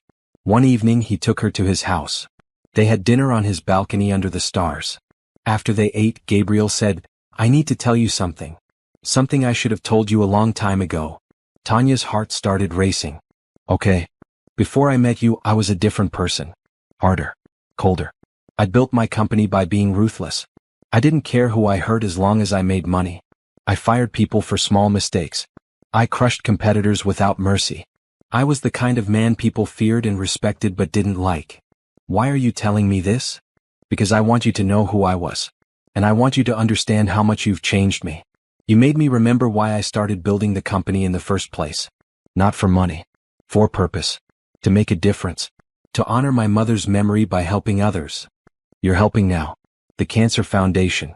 The way you treat employees. You're making a difference. Because of you. Before you, I'd forgotten what mattered. I'd become the kind of man I would have hated when I was poor. The kind of man who looks down on people who are struggling. The kind of man who fired you for eating a sandwich. You apologize for that. You made it right. But I did it in the first place. That's who I was. And I need you to know that. I need you to decide if you can love that person. The person I was before you." Tanya was quiet for a moment. Then she said, "I don't love the person you were. I love the person you are. The person you're becoming. We all make mistakes, Gabriel. We all have things in our past we're not proud of. What matters is that we learn. That we grow. That we become better. You're better than I deserve. No, we're perfect for each other. You helped me when I needed it most. Now I'm helping you become the person you want to be. That's what love is. Helping each other grow. Supporting each other. Believing in each other." Gabriel reached across the table and took her hand. "I love you so much. More than I knew it was possible to love someone. I love you too. Tanya, I need to ask you something important." Her heart started racing again. Was this it? Was he about to propose? But instead he said, "If we get married someday, and I hope we do, I want you to know that I'll protect you. I've already talked to my lawyer about a prenuptial agreement." Tanya's face fell. A prenup. Of course. He was protecting his money. Making sure she couldn't take advantage of him if things went wrong. Gabriel saw her expression change. No, wait. Let me explain. The prenup isn't to protect me from you. It's to protect you. What? If something happens to me, if I die or become incapacitated, the prenup ensures you're taken care of. It guarantees you'll inherit everything. The house, the company, the money, all of it. And it guarantees continued medical care for your mother for the rest of her life, no matter what. Tanya stared at him. You want to protect me? Yes. James warned me that people might think you're with me for money. I want to make sure that's never a question. I want legal protection for you. So no one can challenge your inheritance. So you and your mother will always be secure. Tears filled her eyes. You'd give me everything? You are everything. The money, the company, it doesn't mean anything without you. I'd give it all up tomorrow if it meant keeping you in my life. I don't want your money, Gabriel. I just want you. I know that. Everyone who matters knows that. But I want you to be protected. I want to make sure you're never in the position you were in a year ago. Desperate and scared and struggling. I never want you to feel that way again. Tanya couldn't speak. She was crying too hard. Gabriel got up and pulled her into his arms. I love you, he whispered. I love you so much. And I'm going to spend the rest of my life making sure you know it. Making sure you feel safe and loved and valued. I do feel that. Every single day I feel that. They held each other on the balcony, the cool October breeze around them, the city lights glittering below. Tanya had never felt so loved. So cherished. So seen. She'd spent so long thinking she wasn't good enough for Gabriel. But he thought she was too good for him. He was giving her everything not because he had to, but because he wanted to. Because he loved her that much. Later that night, as Tanya was getting ready to leave, Gabriel said, Will you spend the day with me this Saturday? I want to take you somewhere special. Where? It's a surprise. I love your surprises. Good. Then wear something comfortable. We'll be outside.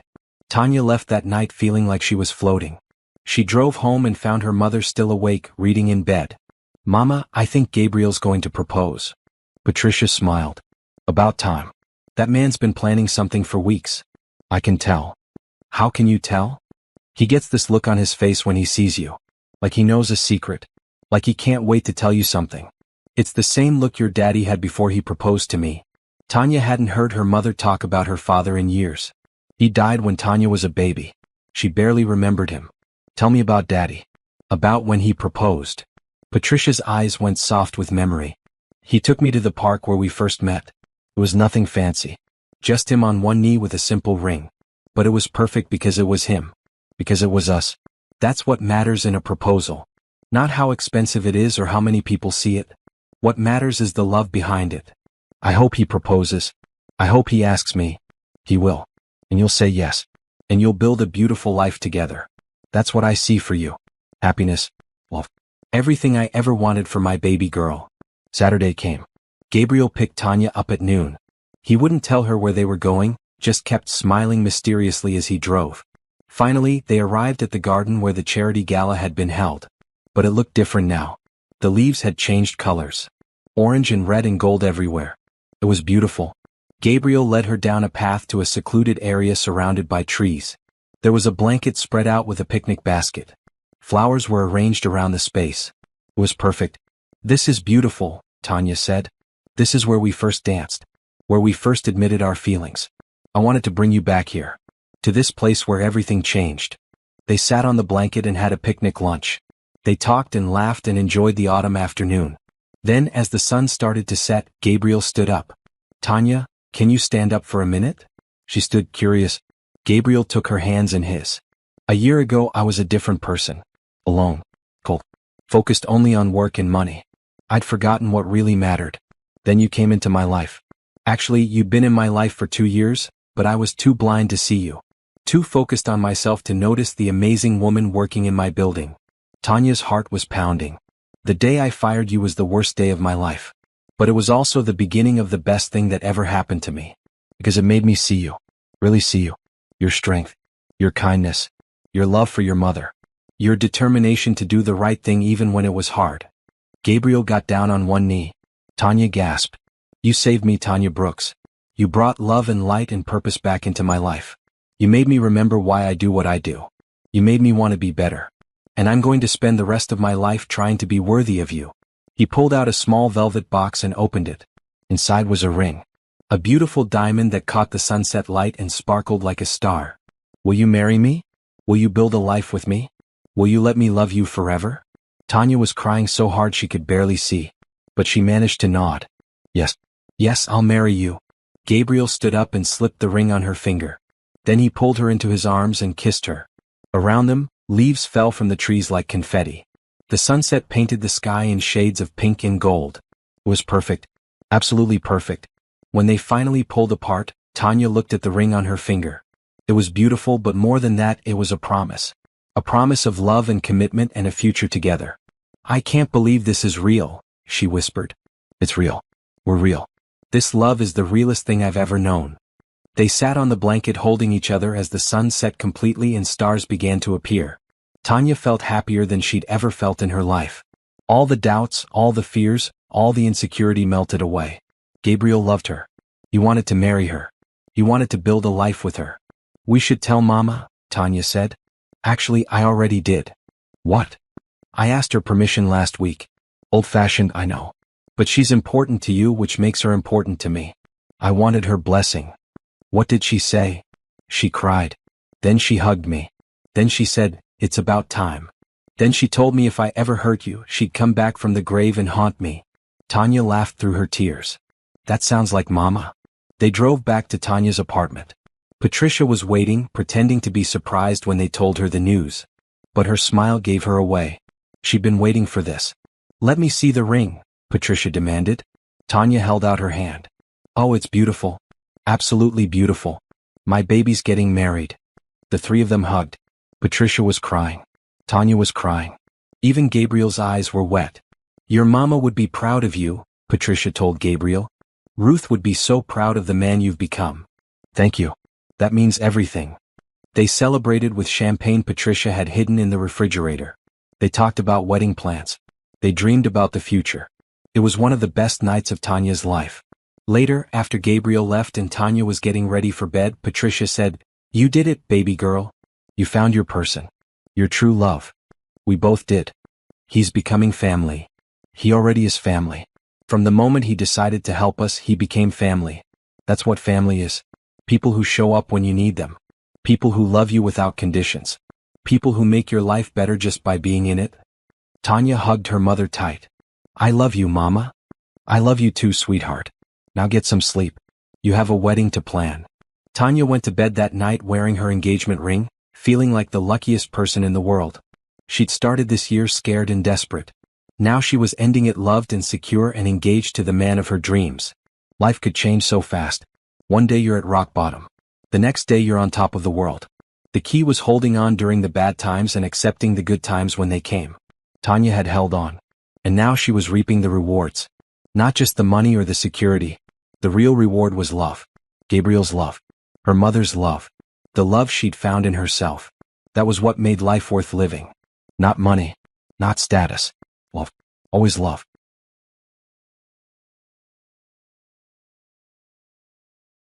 The next few months were a whirlwind of happiness. Gabriel and Tanya planned their wedding. They decided on a small ceremony in the spring. Just close friends and family. Nothing too fancy. Something that felt like them. Patricia threw herself into wedding planning with enthusiasm. She helped Tanya pick out a dress, a beautiful white gown that was simple but elegant. She helped choose flowers and decorations. She was living her best life, healthy and happy, watching her daughter plan her future. At work, the news of the engagement was met with joy. Most employees were genuinely happy for Gabriel and Tanya. A few gossiped, but even they had to admit that the couple seemed genuinely in love. Sarah threw Tanya a bridal shower at the office. It was a surprise, and Tanya cried when she walked in to find decorations and gifts and all her co-workers celebrating with her. You deserve this, Sarah told her. You work so hard. You're so kind to everyone. We're all happy for you. Gabriel's business partner James pulled him aside one day. I was wrong about her, he admitted. I thought she might be using you. But I see it now. She loves you. Really loves you. You're a lucky man. I know I am. I thank God for her every day. Your mother would have loved her. I think she does love her. Wherever she is, I think she's happy for us. As the wedding approached, Gabriel worked on finalizing the prenup. His lawyer drafted it exactly as Gabriel requested. Everything protected for Tanya. If something happened to him, she'd inherit the house, the company, all his assets. Patricia's medical care was guaranteed for life. Tanya would never have to worry about money again. When the lawyer presented the documents, he looked concerned. "Mr. Morrison, are you sure about this? You're giving her everything. There's no protection for you at all." "I don't need protection from Tanya. She's not that kind of person. This prenup is for her peace of mind, not mine. But if the marriage fails..." "It won't fail. I'm going to spend every day making sure it doesn't fail. But if something happens to me, I want to know Tanya and Patricia are taken care of. That's all that matters." Gabriel presented the prenup to Tanya on a quiet evening at his house. They sat together on the couch while he explained every clause. "This seems like a lot," Tanya said, reading through the documents. "You're giving me so much. I'm protecting you. That's different. But what if people say I married you for money? This prenup basically proves I get everything. Then they're idiots. Anyone who knows you knows the truth. You didn't want my money. You wanted me. This prenup just makes sure you're secure. That's all. I don't need all this, Gabriel. I just need you. I know. But sign it anyway. For me. So I can sleep at night knowing you're protected." Tanya signed the papers. She didn't care about the money. She cared about Gabriel. But if signing made him happy, she'd sign. Winter turned to spring. Patricia remained healthy and strong. The wedding date approached. Gabriel and Tanya were both excited and nervous. A week before the wedding, they had their bachelor and bachelorette parties. Nothing wild. Just dinner with friends. Tanya went out with Rochelle and Sarah and a few other women from work. Gabriel had dinner with James and some of his friends. The women ended up at Tanya's apartment, talking and laughing late into the night. "Can you believe a year ago, you were working 3 jobs and scared your mama wouldn't make it?" Rochelle said. "Look at you now. Getting married to a millionaire. Living like a princess." "I'm not living like a princess. I'm living like me. Gabriel just happens to be rich." "Girl, you're going to be Mrs. Gabriel Morrison. That comes with certain expectations. Are you ready for that?" Tanya thought about it. "I think so. I'm not going to change who I am. Gabriel doesn't want me to. But I'm also not going to hide from his world. I belong there now. He's made that clear." "You've come so far," Sarah said. "When you first started at Morrison Tech, you were so unsure of yourself. Now look at you. Confident. Capable. A real leader. That's because you all believed in me. Gabriel believed in me. That makes all the difference." The conversation turned to wedding plans, to married life, to dreams for the future. They talked until past midnight. Finally, everyone went home and Tanya climbed into bed next to her mother, who was already asleep. She looked at her sleeping mother's face. Patricia looked peaceful. Healthy. So different from a year ago when she'd been pale and sick and scared. "Thank you, God," Tanya prayed silently. "Thank you for healing Mama. Thank you for Gabriel. Thank you for giving us this second chance at happiness." The wedding day arrived. It was a perfect spring day, warm with a gentle breeze. The ceremony was in a garden, surrounded by flowers and trees. About 50 people attended. Patricia walked Tanya down the aisle, both of them crying happy tears. Gabriel stood at the altar looking handsome in a dark blue suit. When he saw Tanya, his face lit up with pure joy. She was wearing her white dress with simple flowers in her hair. She looked beautiful. More than beautiful. She looked radiant. The ceremony was short but meaningful. They exchanged vows they'd written themselves. Gabriel went first. "Tanya, a year ago I was lost. I had everything money could buy, but I had nothing that mattered. Then you came into my life and changed everything. You taught me about love. About kindness. About what really matters. You made me want to be better. You made me believe in second chances. I promise to love you forever. I promise to support your dreams. I promise to be the husband you deserve. I promise to fill our life with the same love and joy you've brought to mine." Tanya was crying as she said her vows. "Gabriel, you saved my mama's life. But more than that, you saved my heart. You saw value in me when I couldn't see it in myself. You believed in me when no one else did. You took a chance on a janitor eating a sandwich and turned her whole life around. I promise to love you with everything I have. I promise to stand by you through good times and bad. I promise to remind you every day that you are good and kind and worthy of love. I promise to build a life with you filled with hope and happiness." The officiant pronounced them husband and wife. Gabriel kissed her and everyone cheered. It was perfect. Everything Tanya had dreamed of and more. The reception was held in the same garden. There was dinner and dancing and toasts. Patricia gave a speech that made everyone cry. "My daughter is the strongest, kindest person I know," Patricia said. "She worked herself to the bone trying to save my life. She never gave up. She never stopped believing. And God rewarded her faith by bringing Gabriel into our lives. These two people are meant for each other. They bring out the best in each other. They make each other better. That's what true love is. And I'm so grateful I get to see my baby girl find it. James gave a toast to. I've known Gabriel for 15 years. I've seen him build an empire. But I've never seen him truly happy until he met Tanya. She's changed him in ways I didn't think possible. She's made him softer without making him weak. She's made him kinder without making him vulnerable. She's made him whole. Here's to the happy couple. May your love continue to grow and inspire everyone around you. Gabriel and Tanya's first dance was to a slow song. They held each other close, moving slowly to the music, lost in their own world. I can't believe you're my wife, Gabriel whispered. I can't believe you're my husband. I love you so much. I love you too. Forever. They danced until the song ended. Then Patricia cut in to dance with Gabriel while Rochelle danced with Tanya. Friends and family joined on the dance floor. It was joyful and warm and full of love. As the evening wound down, Gabriel pulled Tanya aside to a quiet corner of the garden. Thank you, he said. For what? For saying yes. For taking a chance on me. For being willing to build a life with me. Thank you for seeing me. For believing in me. For loving me. That's the easiest thing I've ever done. Loving you is as natural as breathing. They kissed as the sun set behind them, starting their married life with hope and love and gratitude for the journey that brought them together. Later that night, they left for their honeymoon. 2 weeks in Europe. Paris, Rome, Barcelona. Places Tanya had only seen in pictures. Gabriel wanted to show her the world. He wanted to give her everything. The honeymoon was magical. They explored cities and ate amazing food and made love in beautiful hotels. They talked for hours about their future. About the family they wanted to build. About the life they wanted to live. I want to have kids, Tanya said one evening as they sat at a cafe in Paris. I want to give them the childhood I didn't have. Stable. Secure. Full of love. I want that too. I want to be a better father than I had. I want to be present and involved. I want our kids to know they're loved. They will be. We'll make sure of it. They planned their future over wine and coffee and gelato. They dreamed big dreams. They made promises to each other and to themselves. By the time they returned from their honeymoon, they were more in love than ever. They moved into Gabriel's house together, and Tanya started making it feel like home. She added warmth and color. She filled it with photos and plants and life. Patricia visited often. She had her own room in their home. This way you can stay whenever you want, Mama, Tanya told her. I don't want to intrude. You're never intruding.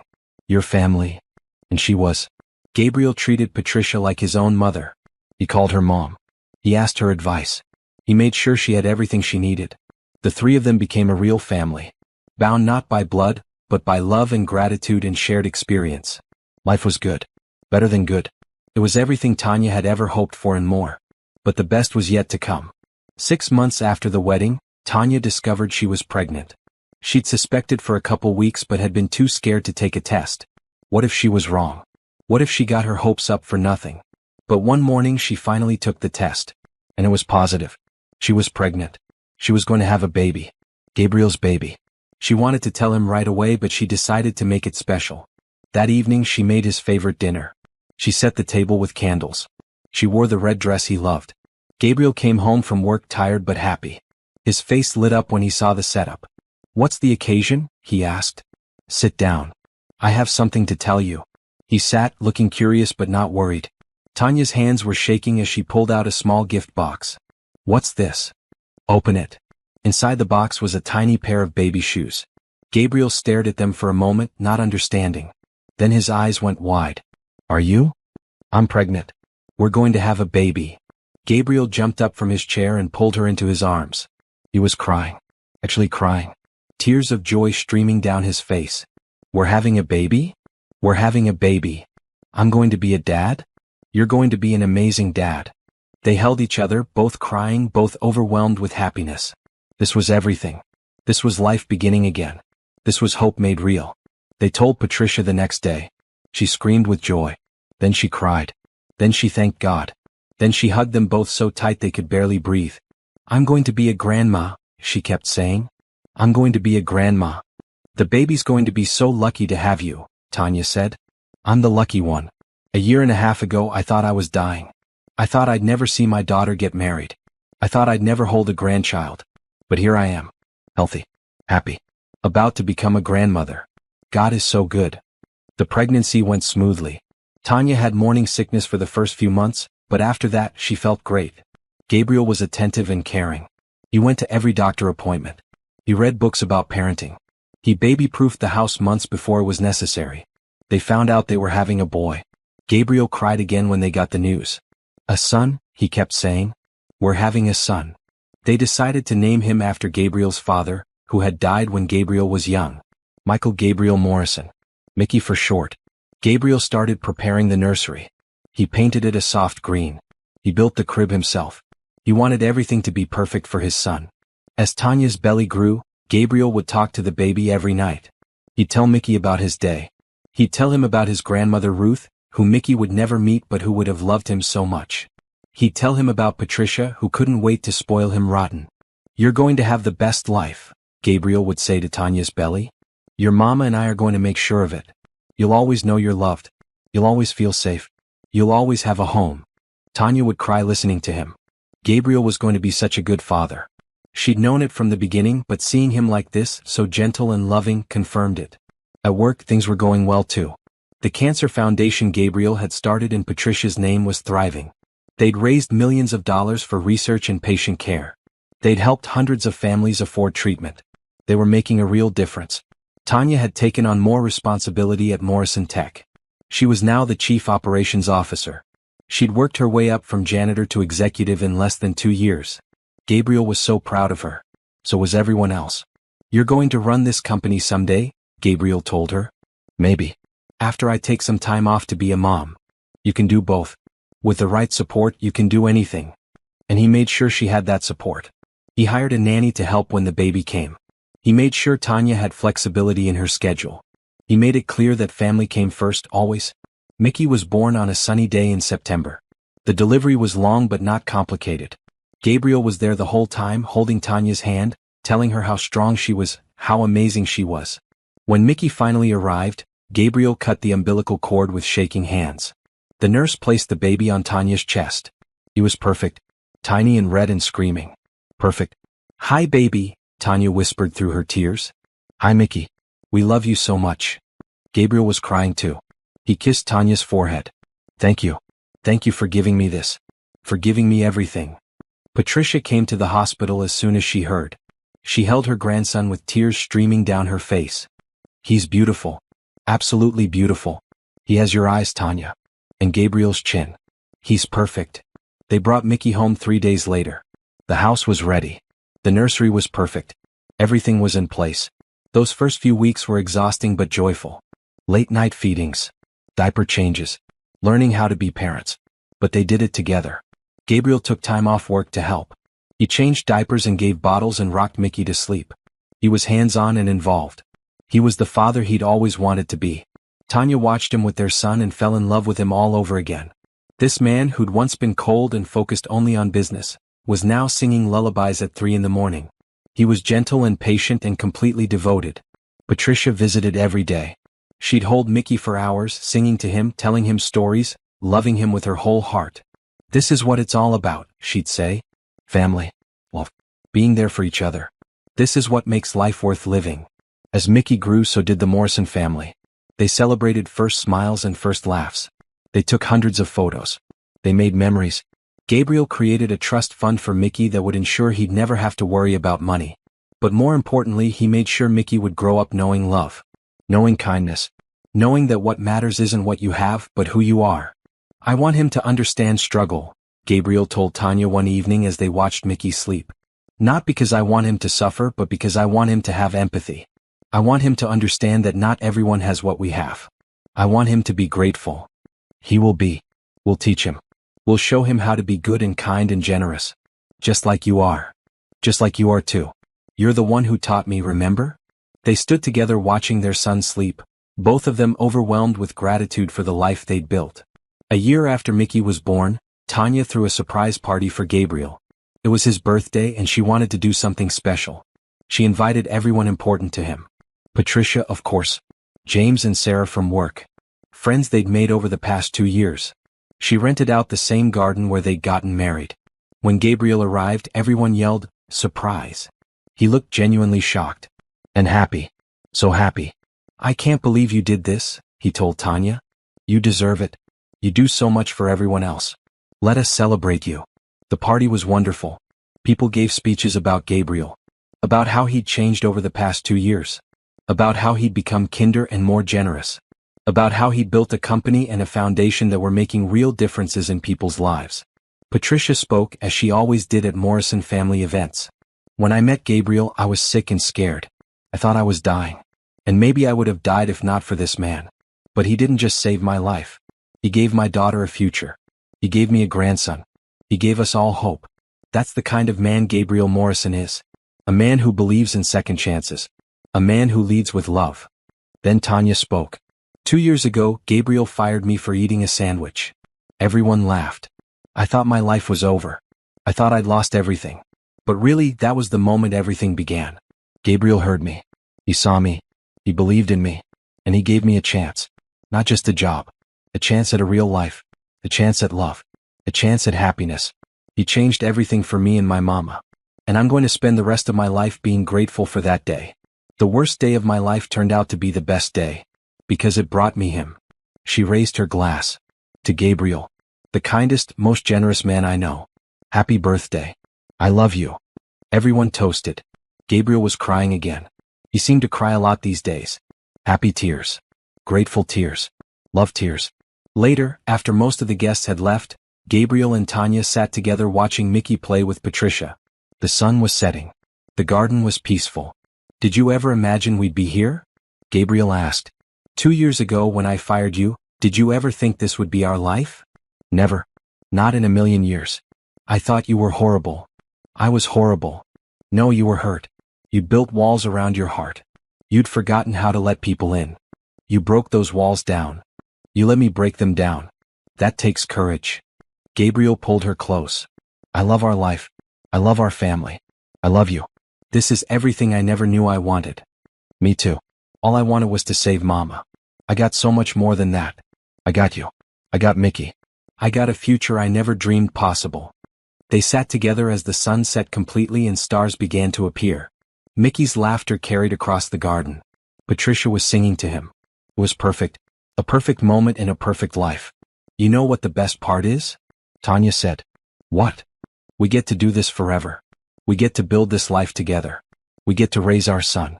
We get to grow old together. We get forever. Forever, Gabriel agreed. And it still won't be long enough. They kissed as the first stars appeared in the sky. Around them their family laughed and loved and lived. This was what mattered. Not money. Not status. Not any of the things Gabriel had once thought were important. Love. Family. Kindness. Hope. These were the things that mattered. These were the things that lasted. Gabriel had spent 20 years building a business empire. But in the end, the thing he was most proud of wasn't his company or his wealth. It was this. His family. His wife. His son. His life. He'd started with nothing and built everything. Then he'd lost himself in the process. But Tanya had found him again. She'd reminded him who he was. Who he wanted to be. And now, sitting in this garden with his family around him, Gabriel Morrison knew he was the richest man in the world. Not because of his bank account. Because of the love in his life. That was true wealth. That was true success. That was everything. The end. Tanya and Gabriel's story didn't end there, of course. They went on to have 2 more children. Patricia lived long enough to see all 3 grandchildren grow up. The cancer never came back. She was healthy and happy until she peacefully passed away at 82, surrounded by family. The Cancer Foundation continued to grow, helping thousands of families afford treatment. Gabriel eventually stepped back from Morrison Tech to focus on philanthropy. Tanya became CEO and ran the company with the same kindness and integrity she brought to everything. Mickey grew up knowing his father's story. Knowing that his parents had found each other through hardship. Knowing that second chances were real.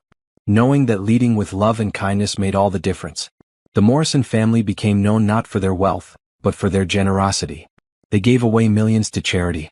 They helped countless people afford medical care, education, housing. Years later, when people asked Gabriel what his greatest accomplishment was, he never mentioned his company. He never talked about the money he'd made or the deals he'd closed. Instead, he'd smile and say, I learned to accept help when it was offered. I learned to give help when it was needed. And I learned that kindness and love always win in the end. And Tanya would add, we learned that the worst moments can become the best moments. That getting fired can lead to getting everything. That accepting help with gratitude opens doors you never knew existed. Their story became a reminder that life can change in an instant. That one act of kindness can ripple out and change everything. That hope and love always find a way.